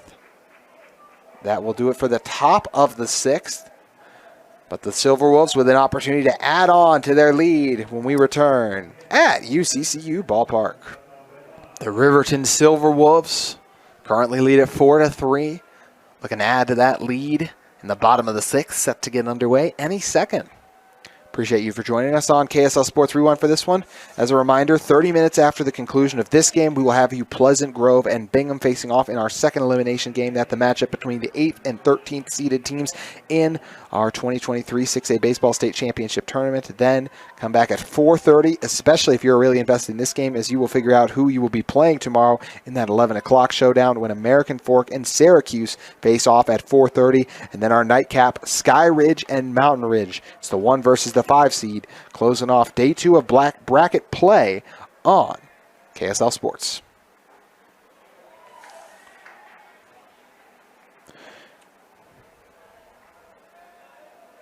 Have a pinch hitter due up for the Silverwolves. He's currently 0-1 in the count. It's Titan. Mazingo. It's now 0-2 in the count. Batting in place of Hicks. Hansen flew out the last time we saw him to leave 3 on for the Silverwolves, but that run one they were able to add ended up being a crucial one.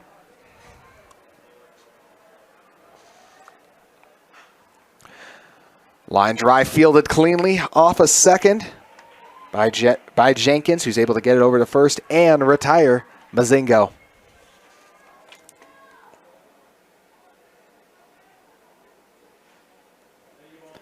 That'll bring up the top of the order with Caden Allred up to bat and Zach Edwards on deck. Edwards was the run driven in by Alex Vernon in the previous inning, the bottom of the 5th, that allowed the Silverwolves to hold this 4-3 advantage.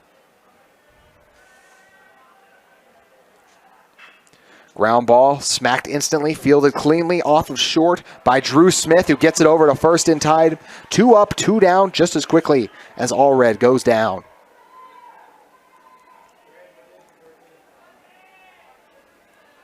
That'll bring up Zach Edwards. Last time we saw him, he rocketed one into right field, but before that, had flew out to second and the center field.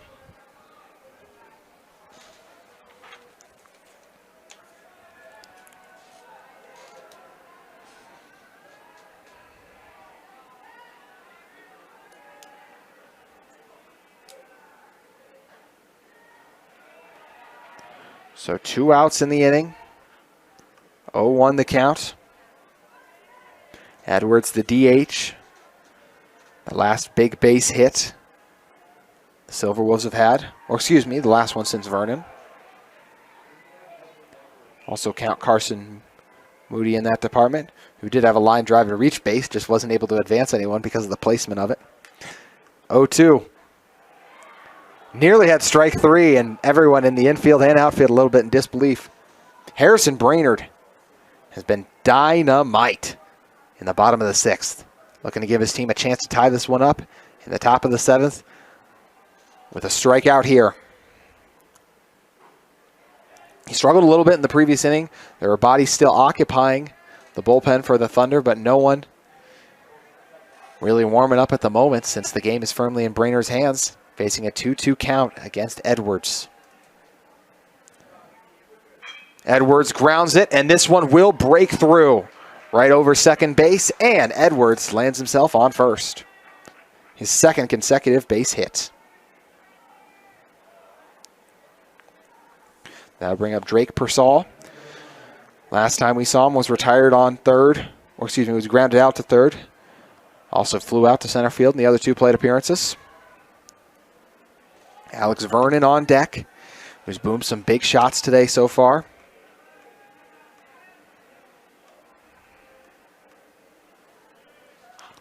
This one absolutely launched into left field, but into foul territory.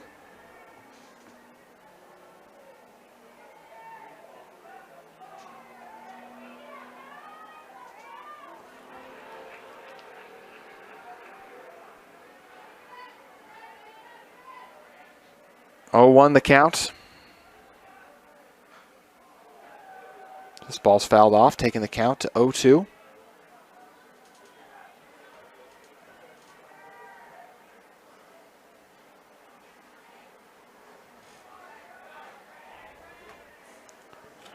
Persall looking to avoid the strikeout, and he'll foul it off back over our heads in the press box to try and do so.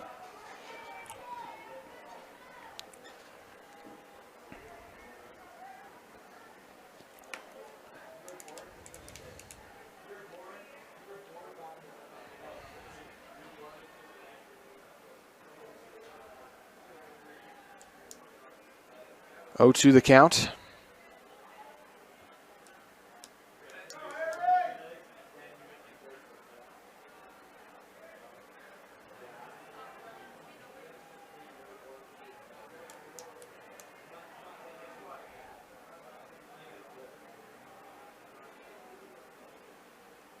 Pearsall allows the low ball 1 to pass after fouling a few off.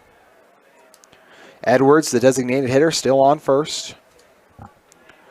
Westlake trying to get out of the inning and give themselves a chance to tie this one up in the top of the 7th. Swing and a miss by Drake Persall. The timely strikeout for Harrison Brainerd. Huge for the comeback chances of the Westlake Thunder. Can they complete the comeback? Stay with us. Top of the 7th, up next on KSL Sports Rewind.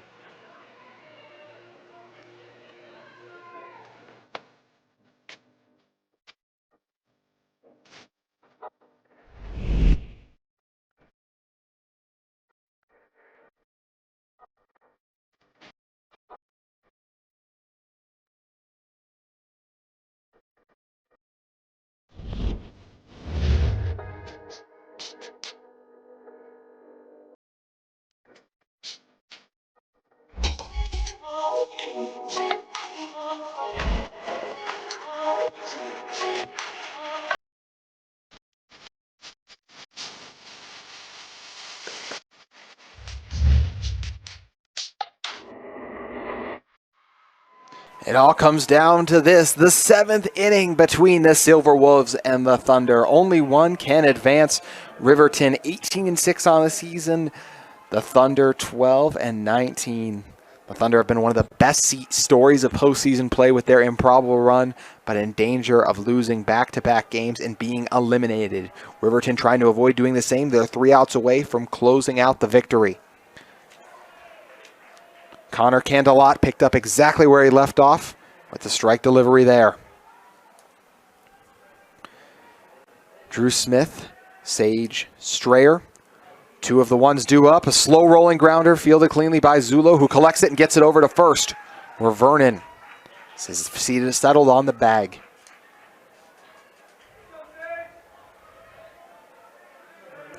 Two outs remaining for Riverton to secure their place in the following round of bracket play, while the Thunder's season on the ropes. Sage, Strayer all due up. All it takes is one big hit.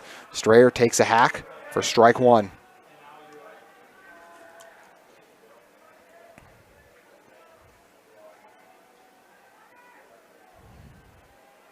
Strayer reached first on a grounder down in between second and third the last time we saw him. 1-1 the count.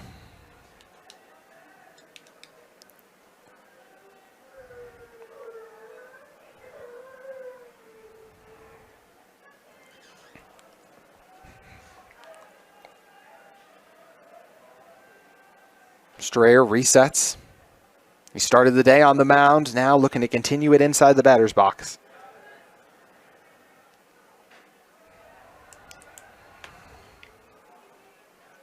Two 2-1 the count off the ball delivery.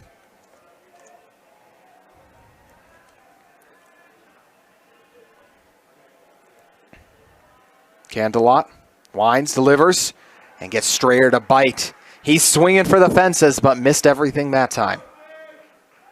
The 2-2 count. Strayer trying to keep it alive. Candelot looking for out number 2.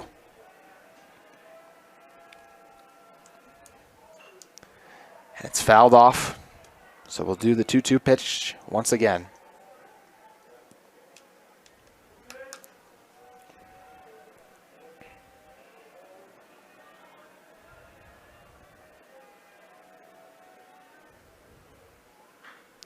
Fly balls lifted into foul territory back here in the bleachers. Miners and Vikings watching on. So they'll be due up in our next game.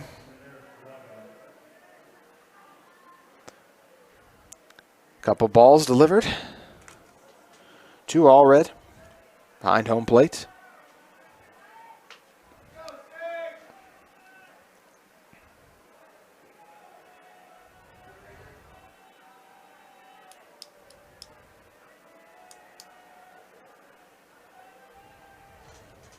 Strayer smacks it sky high into center field. Back on it is Hansen, and Hansen brings it in. So the 6-seeded Silverwolves are 1 out away from closing out the Thunder.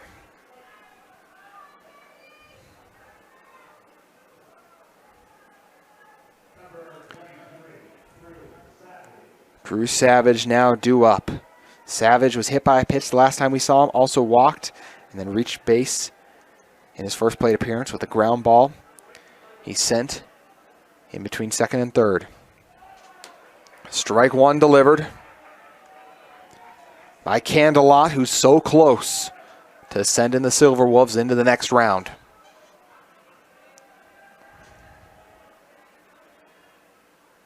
Savage swings and misses.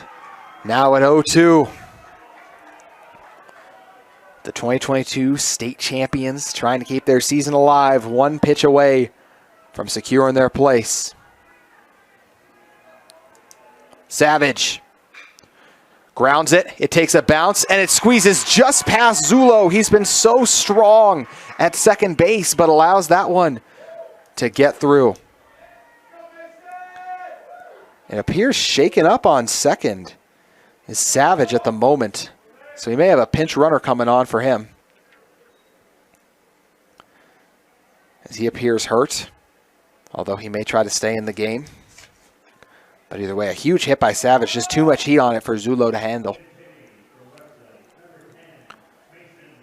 And instead of Landon Fulmer, it's going to be a pinch hitter for the Thunder.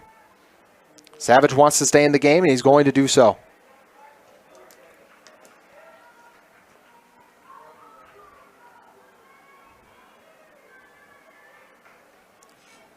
So he appears okay to continue. So we'll redo it again. 2 outs still. The tying run on first.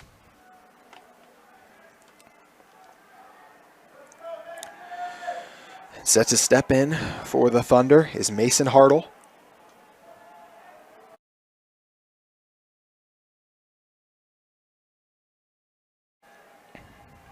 Hartle swings and misses on the first pitch.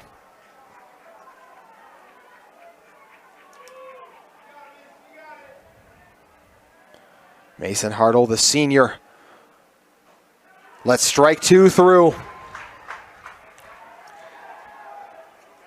Candelot looking to close it out.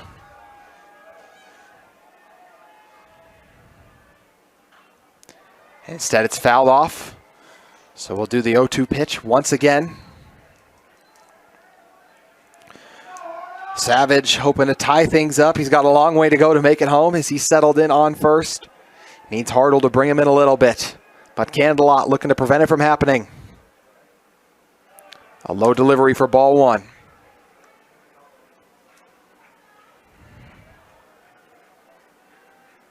We're going to see a quick pause for a moment.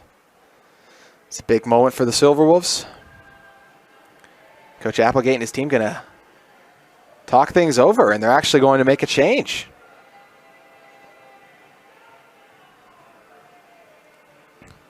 So Candelot is done. 1-2 in the count. So close to closing it out, and instead, Riverton has decided to roll and bring in Riley Taylor, the junior, taking his place on the mound. 5'10", 145. Really interesting decision there. Just one pitch away from closing it out for Taylor, but didn't want to surrender anything big. Coach Applegate must have seen something and decides to make the change. Coach Applegate, 365 wins in his 24 seasons with Riverton.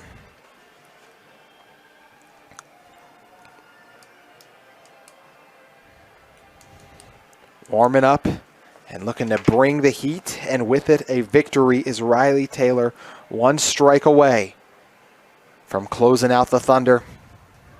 The 15-seeded Westlake Thunder have been on a Cinderella-type run ever since postseason play began, besting the 2-seeded Cypress Pirates. They lost to American Fork, but have been in a tightly contested contest with last year's state champions, the Riverton Silverwolves, all day.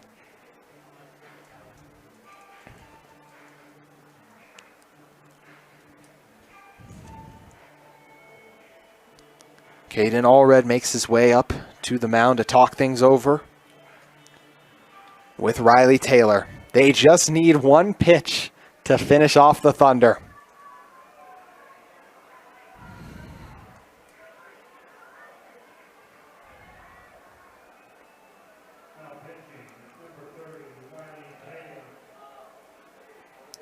Taylor with the count at 1-2 and 1 runner on base in Savage.